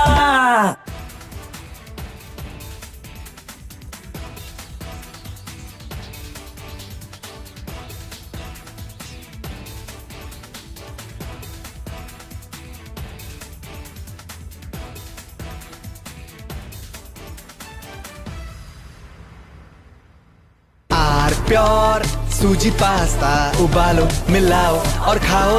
8 मिनट में तैयार। क्या टेस्ट है सबका राजा आर प्योर मसाला। भाई मेरा बेटी को प्यार चाहिए। मेरा बेटी का ब्लड आ रहा, ब्लड नीचे से ब्लड आ रहा, प्यार चाहिए, दे दो। क्यों नहीं कर सकता? क्यों नहीं कर सकता? क्यों नहीं कर सकता? मेरे को प्यार चाहिए अभी।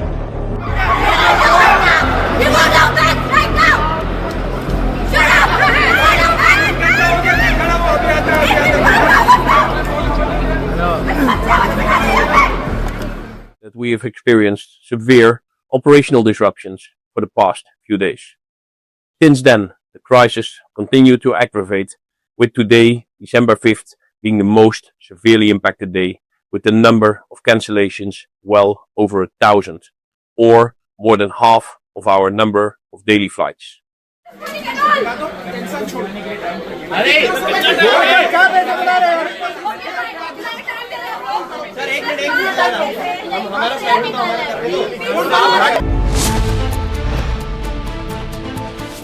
As the Luthra brothers get ready to be deported, Republic will expose the complete corruption tonight. Corruption testimonies on the debate with Arnab tonight at 8 p.m. थोड़े में ज्यादा स्वाद, यही तो है इसकी खास बात। वाओ मामा, क्या स्वाद है। अरे मेरे राजा, राजा आर प्योर मसाला। सर बचा के विक्रम राठौड़, कहीं फिर से ना भूल जाओ आप कौन हो। रुक, तेरे अग्नि अस्त्र की अभी मोमबत्ती बनाता हूँ। Please stop. झुमका तेरा झुमका, तेरा झुमका, तेरा झुमका। नॉट देयर, मेरा काउंटर टॉप टूट जाएगा। झुमका तेरा झुमका, तेरा ठुमका तेरा ठुमका तेरा झुमका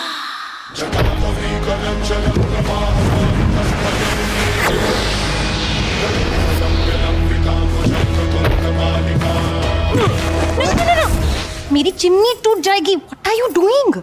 अरे क्या हो तुम? रानी, इस घर में कुछ है जो टूटता नहीं. ये पिलर कभी नहीं टूटेगा. रुंगटा स्टील TMT से बना. रुंगटा नहीं तो घर स्ट्रॉन्ग नहीं. रुंगटा स्टील TMT बार एकदम सॉलिड.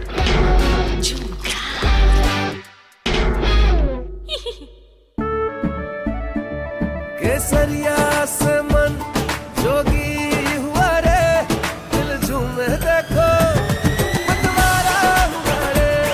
केसरिया से मन जोगी हुआ. हर पल मनाओ केसरी त्योहार. विमल, बोलो जुबान केसरी. MDH की देगी मिर्च. देगी मिर्च का तड़का, अंग अंग फड़का. MDH की देगी मिर्च.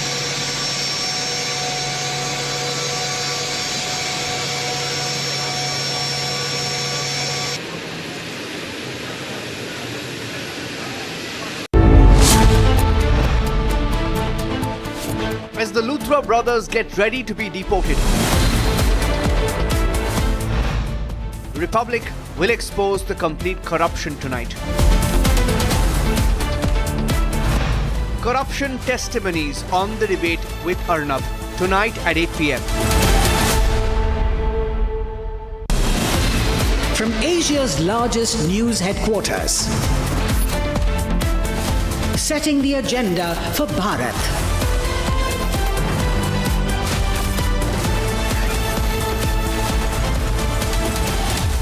You're watching Republic.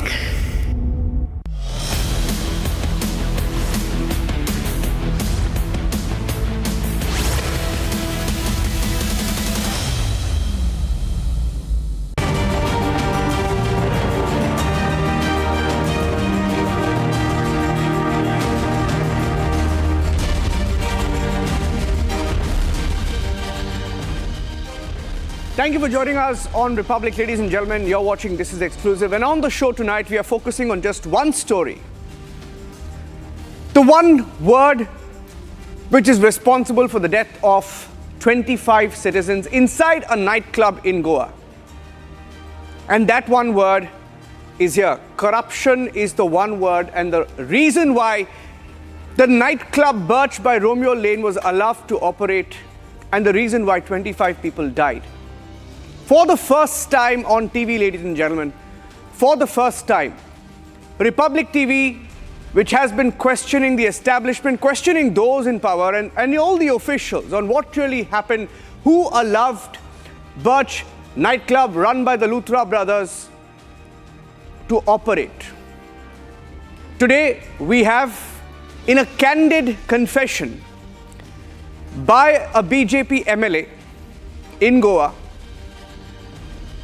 the cameras were rolling and he kept opening up, and in the interest of public, in public interest, and to expose the truth about what is happening on the ground, Republic TV is putting out this conversation. Our correspondent Swarali is there. She caught up with Michael Lobo, and what he says should shock each one of us. He's a sitting MLA and he admits that many things went wrong. He hints at corruption. It's the ultimate expose on what really happened in Goa. We are putting out the full conversation. Listen to it yourself. Who are the people who are responsible? Based on this license, सब लोगों ने licence दिया. Fire ने दिया, pollution control board ने दिया, FDA ने दिया, फूड एंड ड्रग्स, बाद में इलेक्ट्रिसिटी ने कनेक्शन दिया, उसके लिए भी पंचायत ने ही NOC दिया.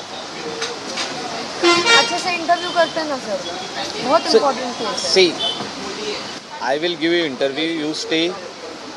Let the magisterial inquiry complete. See, I talking beforehand is wrong. I know the subject because I am a contractor. I am a builder myself. I am a hotelier. I have got restaurants. I am in the business. What I'm trying to say over here. This is what we follow. Right. अगर ये सब follow नहीं किया है आप तो सवाल तो उठाइए because see sir anyways your statement is out with prudent media Yeah. which all the channels are going to run. Why not you give a proper interview? आपका एक पक्ष रखिए ना, आप जो कह रहे हैं. See, I will give you proper interview. I want to see what is coming out from the magisterial inquiry. It's going to take 7 days. No.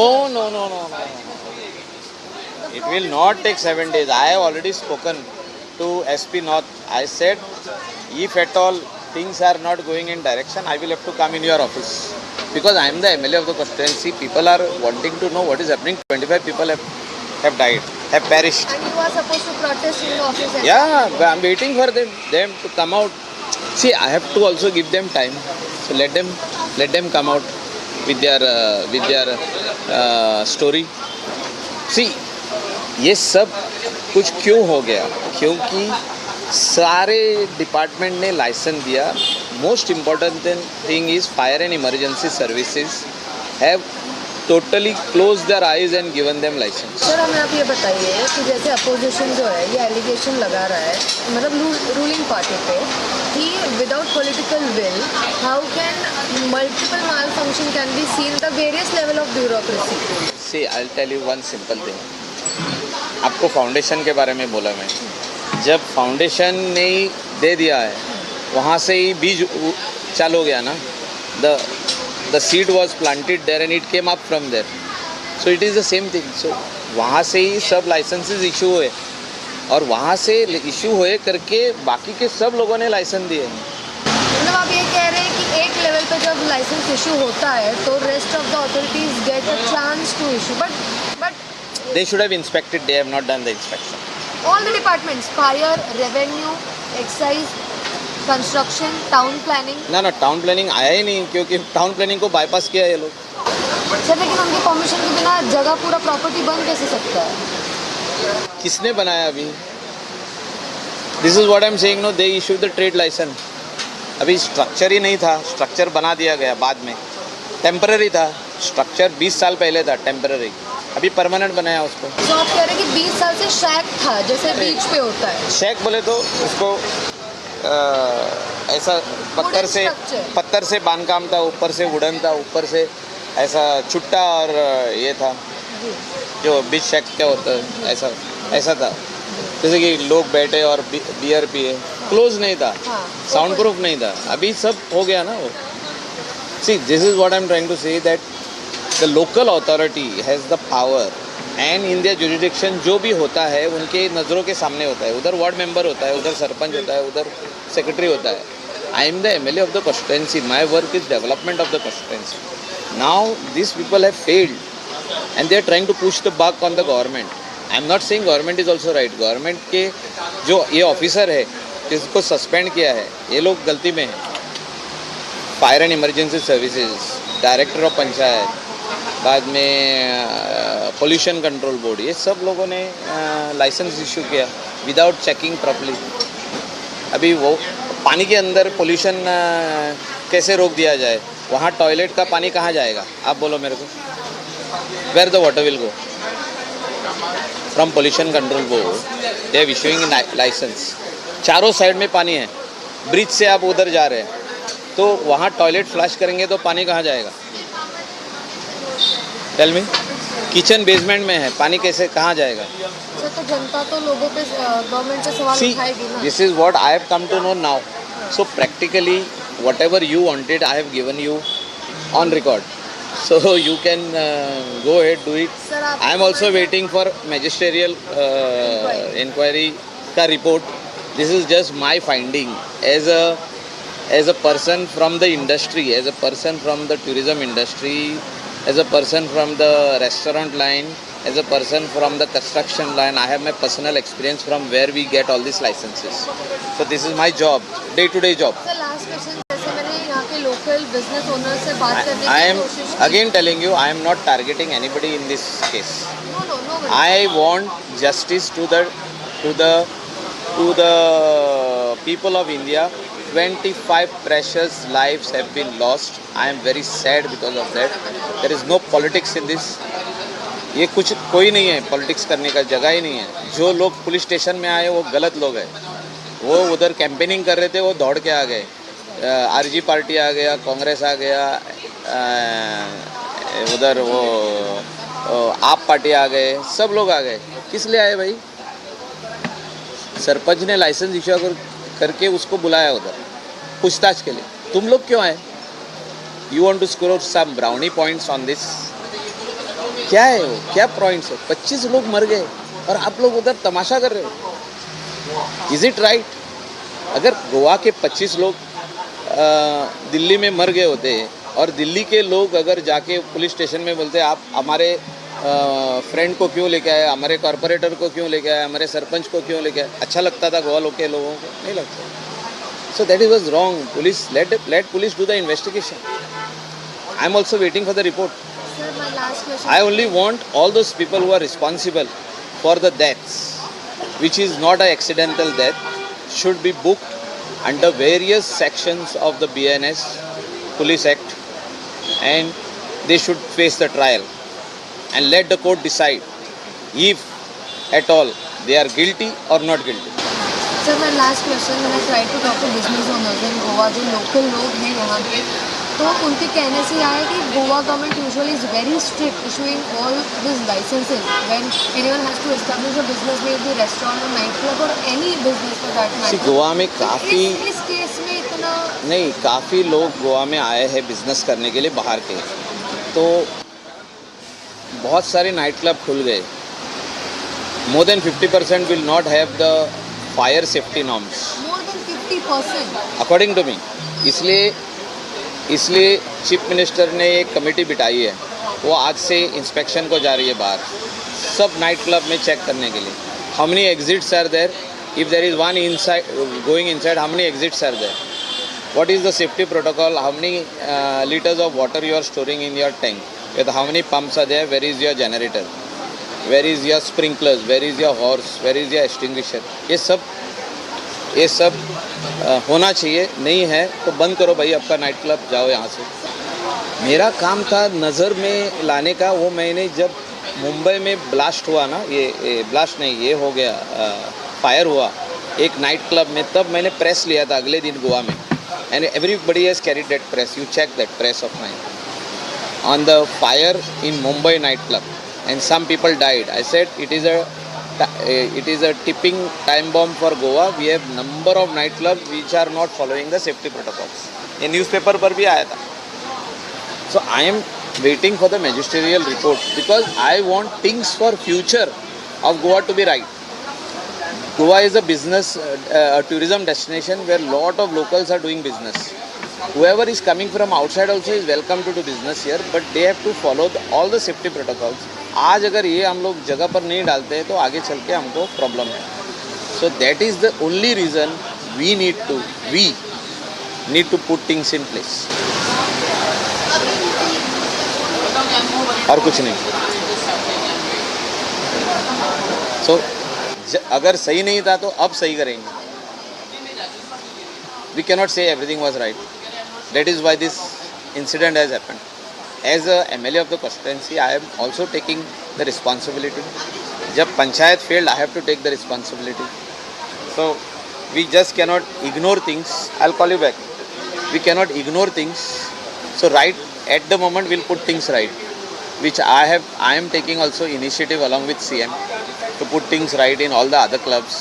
Clubs are in my constituency. Clubs are in my wife's constituency. अगर पंचायत ने ऐसे ही licence दिए हैं और इसने licence दिए हैं, क्या बोलते हैं उनको, हमारा ये जो है फायर एंड इमरजेंसी सर्विसेज या पोल्यूशन कंट्रोल बोर्ड, ये सब लाइसेंसेस रिव्यू होने चाहिए. They has to be review and recheck and all safety protocols should come in place. That's it. So I think you have got most of the things what I have. Yeah. ये सब आने से पहले trade licence नहीं होना चाहिए. और there has to be temporary. अगर structure temporary है तो temporary license has to be issued by the panchayat and the other departments. पहले लाने चाहिए. पहले provisional license होना है. पहले ये सारे लाइसेंस होने के बाद ट्रेड लाइसेंस. लास्ट. बट वो नहीं था आपकी. ये पहले दिया, इसके बाद में सारे लाइसेंस ले लिए गए ऐसे ही without checking. There is not a single horse going to the structure. There is no tank. There are no safety protocols. There is no extinguisher. Only one exit, one entry, one exit. वही exit है. हाँ हाँ, one single narrow. And नीचे basement है. जहाँ पे लोग succumb होते हैं. हाँ. So see, I also have a heart. I also feel for my people of India. That is why I'm talking. अगर मेरा कुछ नहीं बनता है. I am talking as a responsible citizen of India and as a legislator of this constituency. And I am feeling from my heart that this what has happened is wrong and it has to be corrected. And the people who are responsible has to be booked. I am not taking one single person's name but everyone who is involved. That is why I am waiting for the report. And everyone, right from the foundation, mood से and तक जो भी लोग इसमें involve है उनको आप पहले एफआईआर में ले लो, उनको अरेस्ट करो, इंटरोगेशन करो, चार्जशीट फाइल करो, लेट द कोर्ट डिसाइड. ये होना चाहिए. Shravan, at one point he says, whatever I've said is on record. Now he's saying it's on record. It's a candid camera confession. But going by what he's saying, is a sitting MLA of the ruling party in Goa, and he says 50% of the clubs, over 50% of the clubs don't have a fire safety license. It's corruption. If they're open, it's corruption. He's talking about how openly these licenses were given. This is a big admission. Shravan, the big takeaway is according to you. First, he says everyone is involved. There is already an inquiry that is being carried out, particularly on the very land that this club was standing. In fact, CRZ violations have been spoken about. The legislator here admits that licenses have been given without appropriate approvals really coming in. And this is a malice that exists in Goa. He's not only talking about the nightclub that caught fire, but also various other nightclubs that are essentially operating in eco-sensitive areas. And that requires special permissions to begin with.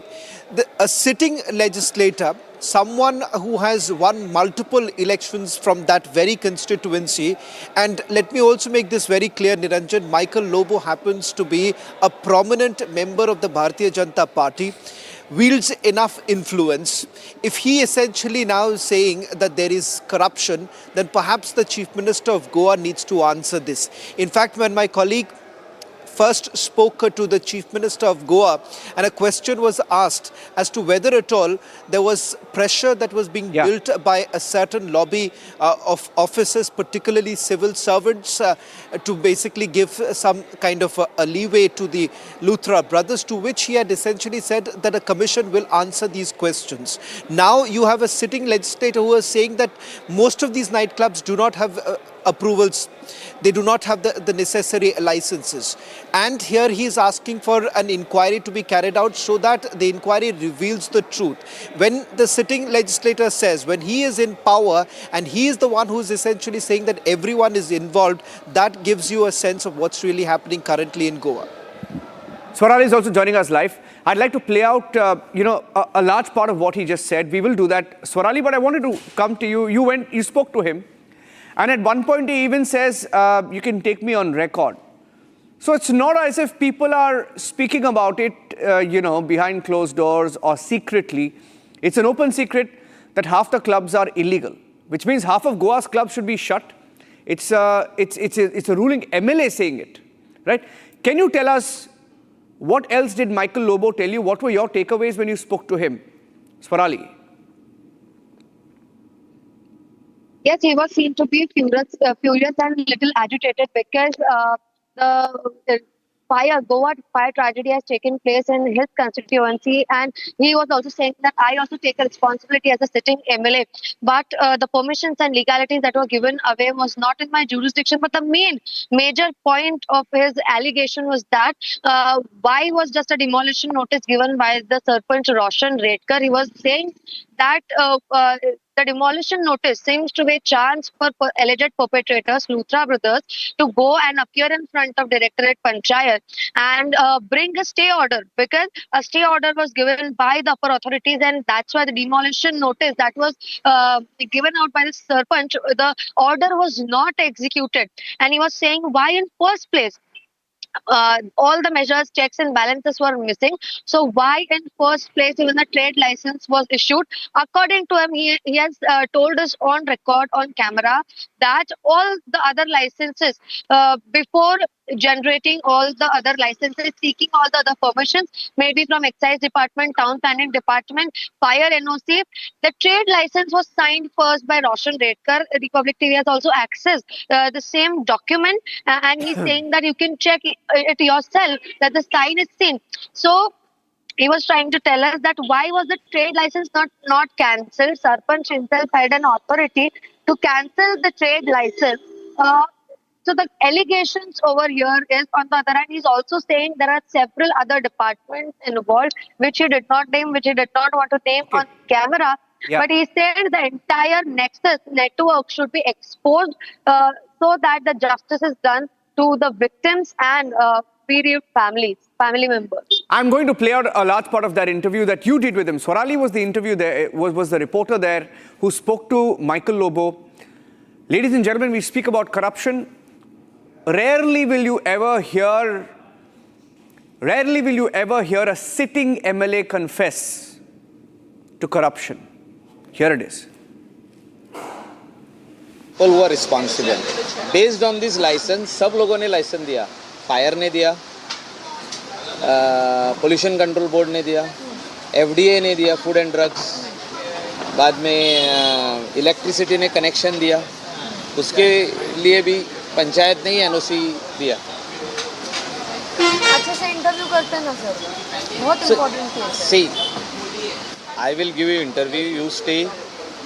Let magisterial inquiry complete.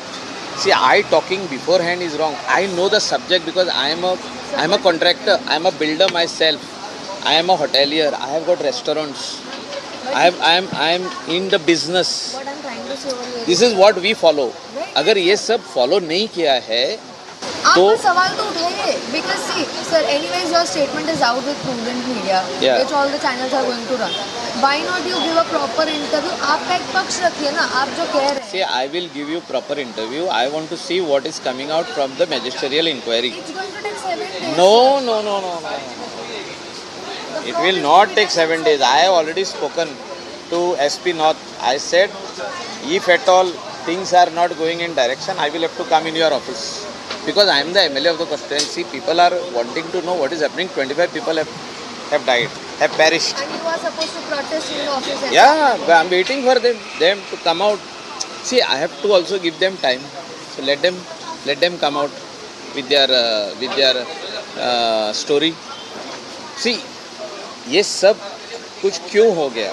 क्योंकि सारे department ने licence दिया. Most important thing is fire and emergency services have totally closed their eyes and given them license. Sir हमें आप ये बताइए कि जैसे अपोजिशन जो है ये एलिगेशन लगा रहा है, मतलब रूलिंग पार्टी पे, कि without political will how can multiple mall function can be seen the various level of bureaucracy. See, I'll tell you one simple thing. आपको फाउंडेशन के बारे में बोला मैं. जब फाउंडेशन ने ही दे दिया है, वहाँ से ही बीज चालू हो गया ना. The seed was planted there and it came up from there. So it is the same thing. So वहाँ से ही सब लाइसेंसेस इशू हुए और वहाँ से इशू हुए करके बाकी के सब लोगों ने लाइसेंस दिए. मतलब आप ये कह रहे हैं कि एक लेवल पे जब लाइसेंस इशू होता है तो rest of the authorities get a chance to issue, but they should have inspected. They have not done the inspection. All the departments, fire, revenue, excise, construction, town planning. ना town planning आया ही नहीं क्योंकि town planning को bypass किया ये लोग. Sir लेकिन उनकी परमिशन के बिना जगह पूरा प्रॉपर्टी बन कैसे सकता है? किसने बनाया अभी? This is what I am saying. No, they issued the trade licence. अभी स्ट्रक्चर ही नहीं था, स्ट्रक्चर बना दिया गया बाद में. टेम्पररी था स्ट्रक्चर, 20 साल पहले था temporary.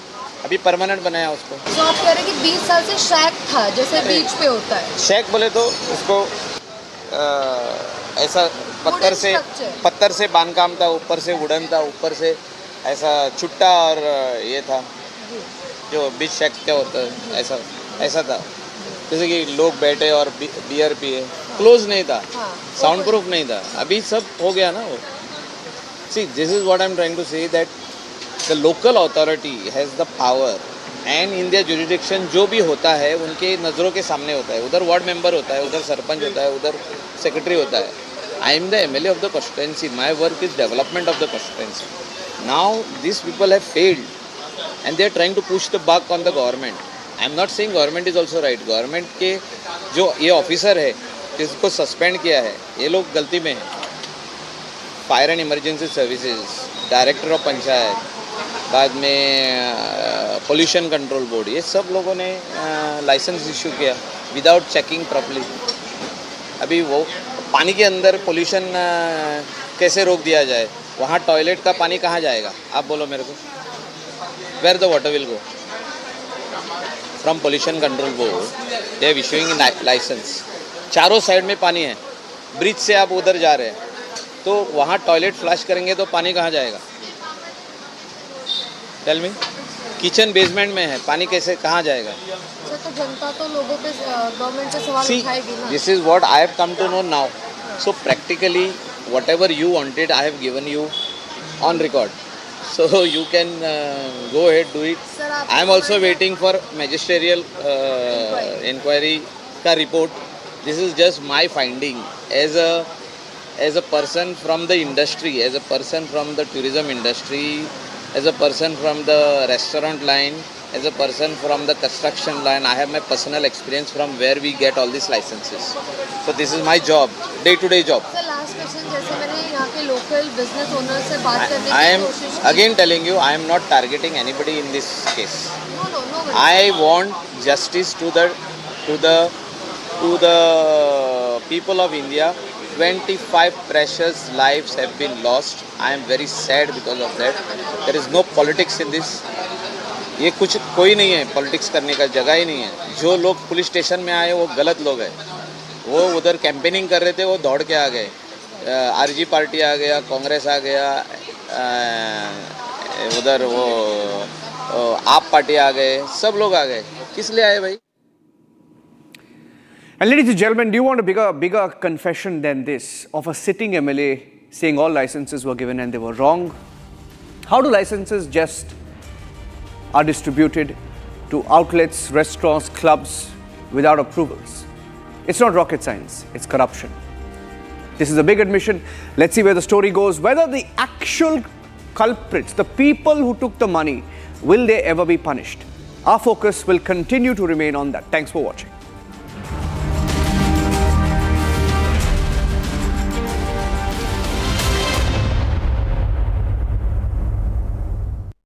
Co-powered by Century Ply Club Prime. रहो बेफिक्र। दादी के हाथों का जादू और खुशबू से महकता घर, माँ की मुस्कुराहट और खाने की सुगंध। MDH गरम मसाला, क्योंकि हर रिश्ता है स्वाद से जुड़ा।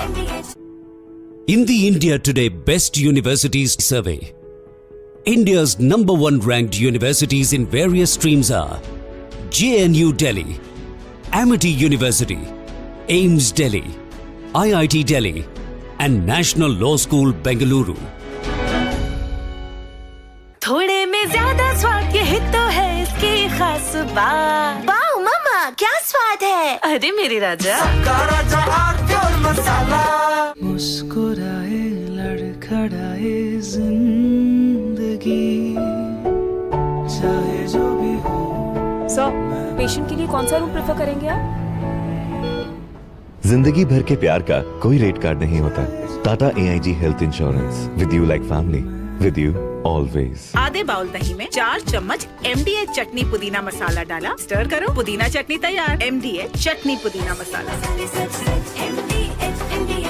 पैसा लगाना है तो सेंचुरी प्लाई क्लब प्राइम पे लगाओ। डूबेगा नहीं, जलेगा भी नहीं, कोई खा नहीं जाएगा, धोखा नहीं देगा, ऊपर नीचे भी नहीं होगा, सेफ रहेगा, सिक्योर्ड, मिनिमम 30 साल का रिटर्न देगा। अब इससे बेटर इन्वेस्टमेंट है तो बताओ, सेंचुरी प्लाई क्लब प्राइम, रहो बेफिक्र। R pure shahi paneer masala, delicious, healthy everyday.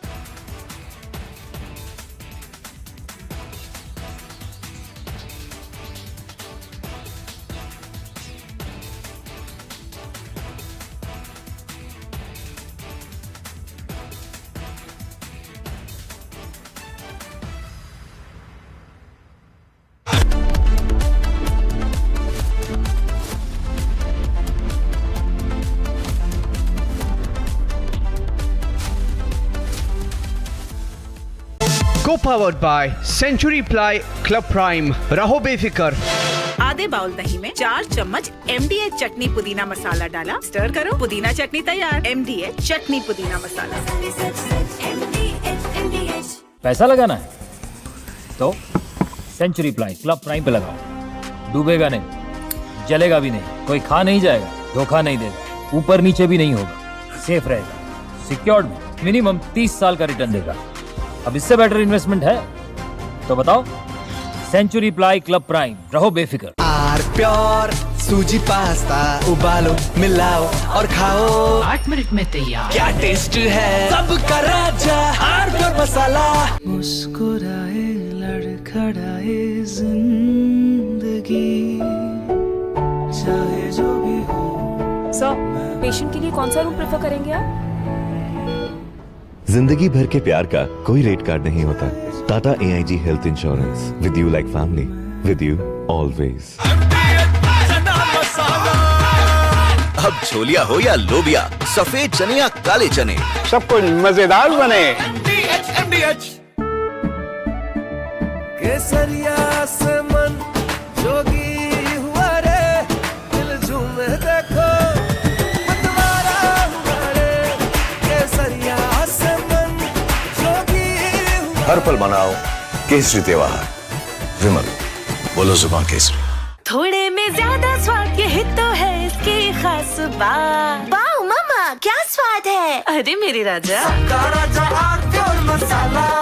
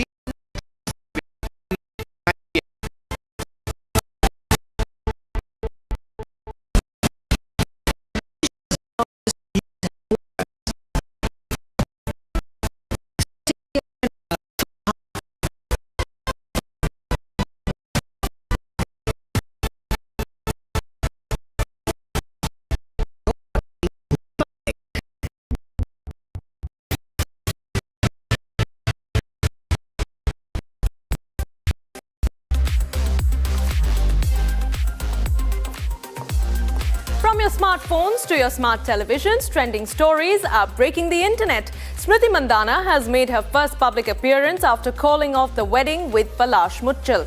And the internet cannot stop gushing about her. A picture of poise, grit and grace. Next up, Trump has gone viral yet again with his tweet on Mexico, and America cannot help but agree. Meanwhile, Indonesian president's comment to Putin is grabbing eyeballs. Seems like the Russia's supreme leader's visit to India has made him rather envious. And viewers, the next one is straight out of a book. Khloe Kardashian seems flirted with a teacher online. The teacher in question had to shoot a shot. Of course, the internet does not blame him. Meanwhile, Elon Musk seems to have triggered the Wokes, and it is safe to say they are not happy. Last but not least, it's a truly global collaboration between Prada and the famous Kolhapuri chappals. We have this and a lot more packed for you in this episode. I am Oyana and this is Trending.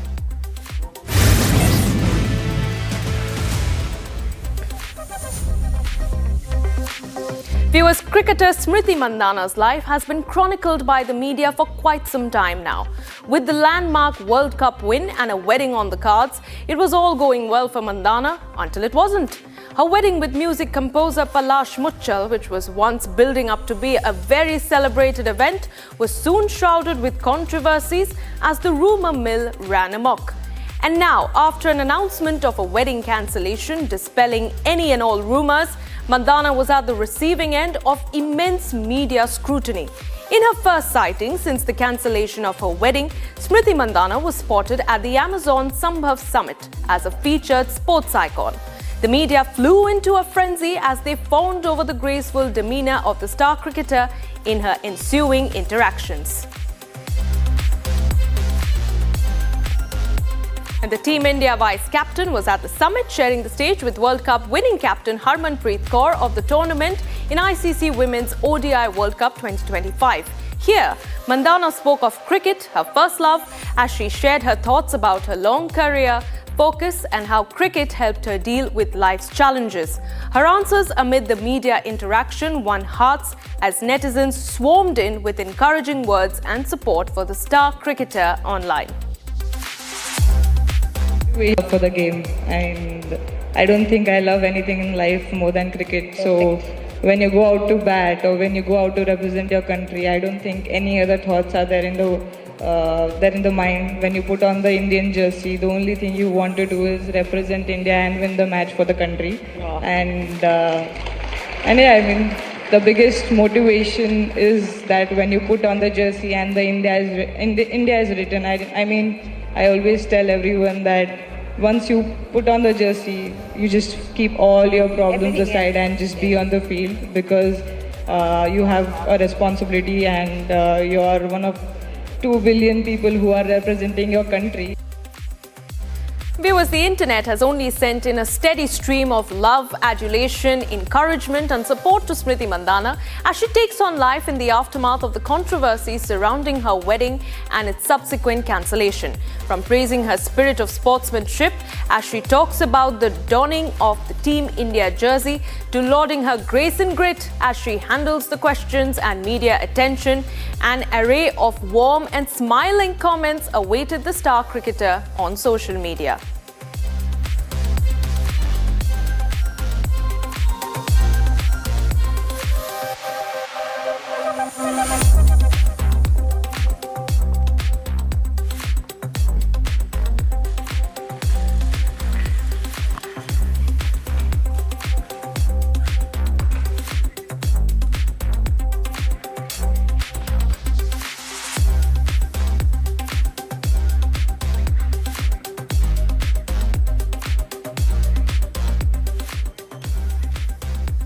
All right, viewers, we've said it once and we'll say it again. There really seldom are days when the US president hasn't made it to the headlines. This time around, it's Trump's tweet casting a sewage problem on the southern border as a looming threat to the people of the United States. The president posted on Truth Social to rail against Mexico and the long-running Tijuana River sewage crisis, sparking a flurry of online activity in response.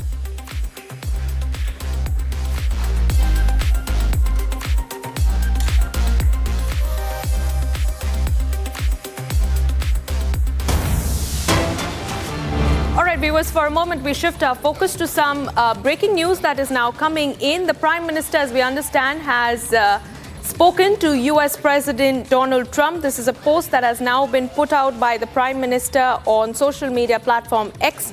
He says, and I quote, that he had a very warm and engaging conversation with President Trump. We reviewed the progress in our bilateral relations and discussed regional and international developments. India and the US will continue to work together for global peace, stability, and prosperity. So viewers, that is the breaking news that we are getting in at the moment. A telephonic conversation that has taken place between Prime Minister Modi and Donald Trump, President of the United States. The two leaders reviewed the progress in the India-US Comprehensive Global Strategic Partnership and expressed satisfaction at the steady strengthening of bilateral cooperation across all domains. Prime Minister and the President underlined the importance of sustaining momentum in shared efforts to enhance bilateral trade. The leaders also exchanged views on expanding cooperation in critical technologies, energy, defense and security and other priority areas that are central to the implementation of the India-US Compact for the 21st century. The leaders also discussed various regional and global developments and agreed to work closely to address shared challenges and advance common interests. The two leaders, as we understand, have agreed to remain in touch. That is the breaking news that we are getting in at the moment. Viewers, Prime Minister Modi dialing US President Donald Trump. It comes just months after in the wake of the tariff war. But we understand at this point in time that this has been a friendly conversation where the two leaders reviewed the progress of the India-US Comprehensive Global Strategic Partnership and agreed to work in tandem towards a cause that is beneficial for both the nations in terms of trade, defense, technology ties, and a lot more.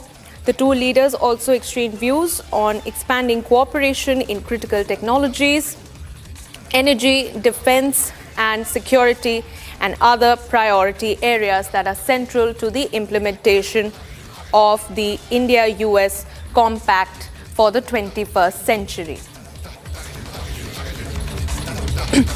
All right, viewers, while we try to gather more details, let's quickly put out the latest details that we're picking up on the contents of the conversation that has taken place between the Prime Minister and Donald Trump. The two leaders have essentially reviewed the progress in the India-US Comprehensive Global Strategic Partnership and expressed satisfaction at the steady strengthening of bilateral cooperation across all domains. Prime Minister and President Trump underlined the importance of sustaining momentum in shared efforts to enhance bilateral trade. The leaders also discussed various regional and global developments and agreed to work closely to address shared challenges and advance common interests. This meeting, this telephonic conversation, viewers, comes at a critical time when a team of US trade representatives is already in the national capital as we speak, in a bid to close in on the India-US FTA. Let's go across to Executive Editor Niranjan, who joins us live from the newsroom with more details on this. Ayana, we have the full handout of the Prime Minister's office. The Prime Minister's office has given a detailed statement on what both leaders, Prime Minister Modi and US President Donald Trump, discussed.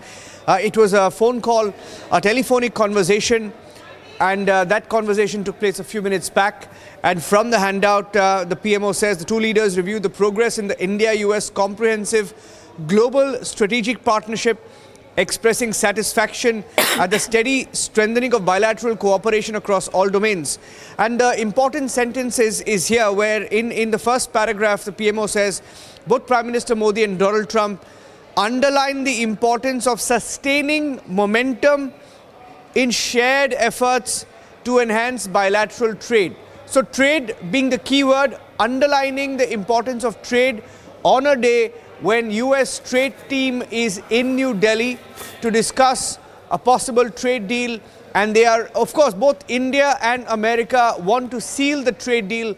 And India, of course, has been a hard nut to crack, as Trump says, because we have stuck to our ground, not allowing America to get the upper hand in the trade talks. And in the last few days, you've had several controversial comments coming from the likes of Donald Trump. The US president spoke about India's rice dumping. He called it rice dumping, referring to our basmati rice trade and exports to the US.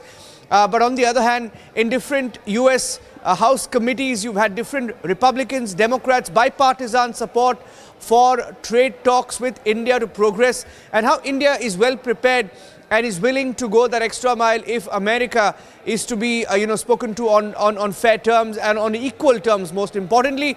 And let me also tell you that from the Prime Minister's office, the details being handed out of the call, saying the leaders exchanged views on expanding cooperation in critical technologies, energy, defense, security, and other priority areas that are central to the implementation of the India-US Compact, which is catalyzing opportunities for military partnership, accelerated commerce and technology for the 21st century. Interesting that the Prime Minister's office also mentions this. Interesting that both leaders discussed it, because just yesterday the US has also approved another multi-million-dollar, running into several hundreds of dollars of defense pact with Pakistan. So the timing of all of this is critical. Of course, on trade, the US trade team is here. On defense, India has just, finalized an order for helicopters with a huge American company. And Pakistan and America, of course, their ties have come into question. And the handout also saying the leaders discussed various regional, global developments and agreed to work closely to address shared challenges and advance common interests. The two leaders agreed to remain in touch. So that's a detailed, handout that's come in from the Prime Minister's office of the call between Donald Trump and our Prime Minister. I'm handing it back to you for now, and we'll keep a close track on the developments. Back to you for now. Right. Thank you very much, Niranjan, for giving us those details on your screens. Now, viewers, is the entire statement that has been released by the Prime Minister's office on what essentially transpired during the telephonic conversation between Prime Minister Modi and US President Donald Trump.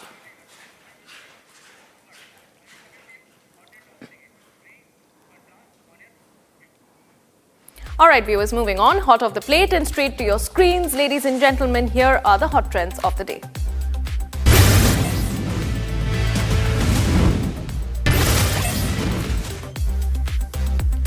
A skydiver narrowly avoided disaster when their reserve parachute, accidentally deployed, became entangled with the plane's tail. The pilot had to use heavy control inputs to keep the aircraft level, but managed to land safely after the skydiver freed themselves and descended using their main parachute.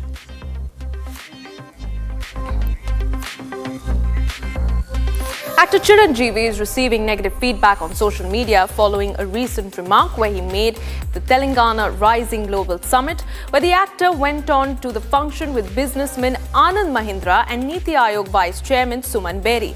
Chiranjeevi stated in his address that he was dancing with a girl at Annapurna Studios when he received an invitation to the event. Some internet users took issue with the remark and criticized the actor for his poor choice of words. In a busy neighborhood cafe in Cairo, Liverpool games that once attracted large crowds now see people opting to play cards or scroll through their phones when Mohamed Salah isn't playing. Salah, regarding as the Egyptian king and one of the world's top footballers, recently criticized manager Arne Slot after being left on the bench for 3 consecutive games. He told reporters he felt the club he has been for with 7.5 years had thrown him under the bus. Miss Universe 2025 Fatima Bosch reportedly left a live interview with American Spanish language network Telemundo on the 9th of December after being asked uncomfortable questions about the controversy surrounding her victory at the pageant in Thailand. Fatima appeared on a program with hosts Lourdes Stephen and Carlos Adian and was immediately met with a rapid-fire round of uncomfortable questions about fraud claims, frozen bank accounts, and the internal investigations facing the Miss Universe organization. Actor Jennifer Lawrence and Josh Hutcherson are set to reprise their roles as Katniss Everdeen and Peter Mellark in a cameo for the upcoming Hunger Games prequel Sunrise on the Reaping. The film, based on Suzanne Collins' novel, explores the 50th Hunger Games, the brutal second quarter quell, featuring double tributes and devastating twists. Directed by Francis Lawrence, Sunrise on the Reaping is set to hit theaters and IMAX on the 20th of November 2026. At the 5th Red Sea International Film Festival in Jeddah, Alia Bhatt received the prestigious Golden Globe Horizon Award shared with Tunisian actress Hind Sabri. Dazzling in a floral gown, Alia Bhatt reflected on her journey from a passionate teen to a seasoned actor during a panel. She also gave a sneak peek of her upcoming spy thriller Alpha, Yash Raj Films' first female-led action film set for release in April 2026. An MS Dhoni fan took his passion to a hilarious new level by writing a contract at his own wedding, guaranteeing himself lifelong access to CSK and RCB matches. His bride Ashima read the agreement aloud at the mandap, drawing laughter from everyone around. The moment was captured by Dhruv Majetia's friends and quickly went viral on social media. In the document, Dhruv jokingly described himself as a devoted Dhoni and CSK fan and slightly terrified groom. Viewers, large flocks of migratory birds have started visiting the coastal area of Thoothukudi. Every winter, migratory birds like rosy starling arrive in India's Central Europe during October and returning in March-April. Thousands of these birds have been sighted in Tamil Nadu's Tirunelveli district, including around 5,000 birds at the district hospital. Nobel Peace Prize winner Maria Corina Machado was seen in Oslo early Thursday, climbing over barriers outside her hotel to embrace supporters. The Venezuelan opposition leader has not made it to the Norwegian capital in time for the award ceremony held just hours earlier. The 58-year-old engineer quietly left Venezuela despite a decade-long travel ban and after spending more than a year in hiding.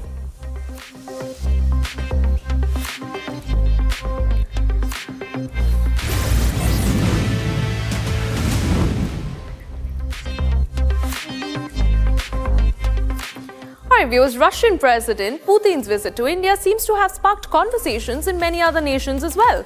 This is as the Indonesian President Prabowo Subianto extended a light-hearted diplomatic invitation to Russian President Vladimir Putin during talks in Moscow on Wednesday. This invitation came with a sly comment that suggested that India should not remain the only destination on the Russian leader's travel itinerary. Using this opportunity, I would like to invite you to visit Indonesia at your convenience. Maybe it could happen in 2026 or in 2027. We will be very happy to receive you in our country. Thank you very much. We will for sure do this. Because India should not be the only country where you travel. With pleasure. Thank you very much. And the irony is that this is the Indonesian president's second meet with the Russian premier in Russia itself. Prabowo, amid this visit, praised the excellent state of bilateral ties and invited Putin to make an official state visit to Indonesia in the coming year. The meeting underscored Moscow's push to deepen engagement with major nations in the global south. Indonesia, the world's fourth most populous country, plays a key role in that strategy as Russia continues to navigate Western sanctions imposed over them over the war in Ukraine.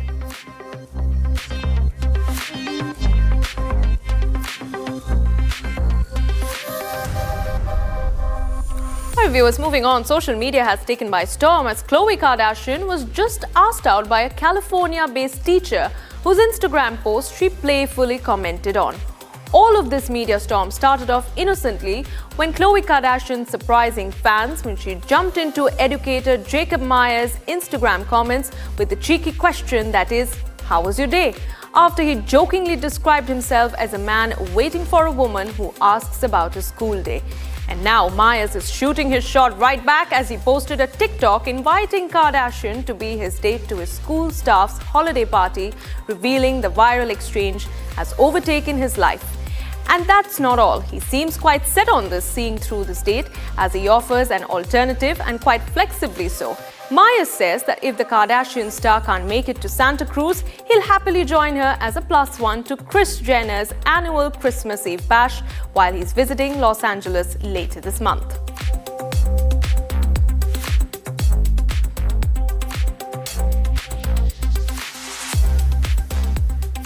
And netizens have swarmed Khloe on every imaginable social media platform, urging her to say yes.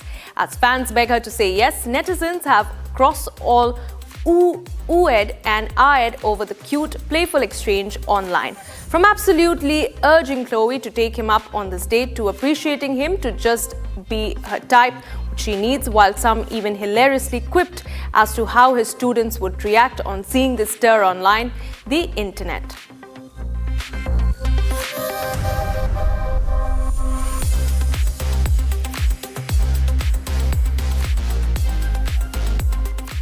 Ladies and gentlemen, the internet houses a myriad of comments and reactions.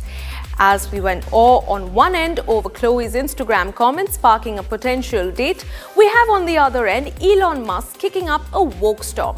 This as Elon Musk stirs an online row as he responds to a post mocking pronoun lists, calling pronouns bullshit. His comment drew over 36,000 likes and hundreds of thousands of views.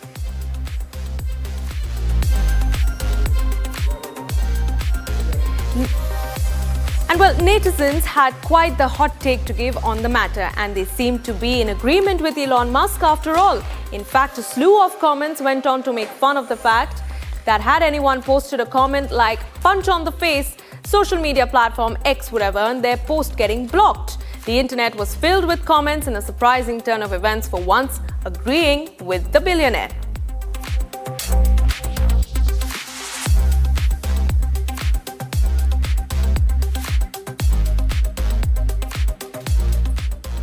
And that's all that we had for you in this edition of Trending, ladies and gentlemen. But do stay on with us on the other side, the debate with Arnab Goswami. Thanks for watching.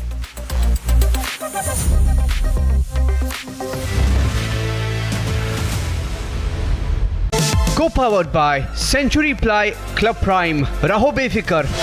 दादी के हाथों का जादू और खुशबू से महकता घर, माँ की मुस्कुराहट और खाने की सुगंध। MDH गरम मसाला, क्योंकि हर रिश्ता है स्वाद से जुड़ा। In the India Today Best Universities Survey, India's #1 ranked universities in various streams are JNU Delhi, Amity University, AIMS Delhi, IIT Delhi, and National Law School Bengaluru. थोड़े में ज्यादा स्वाद यही तो है इसकी खास बात। वाओ मामा, क्या स्वाद है? अरे मेरे राजा, सबका राजा आरती और मसाला।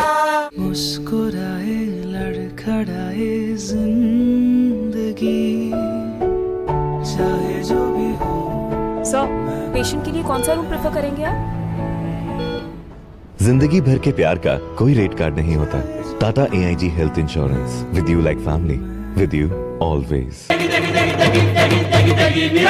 MDH की देगी मिर्च, देगी मिर्च का तड़का, अंग अंग फड़का। MDH की देगी मिर्च।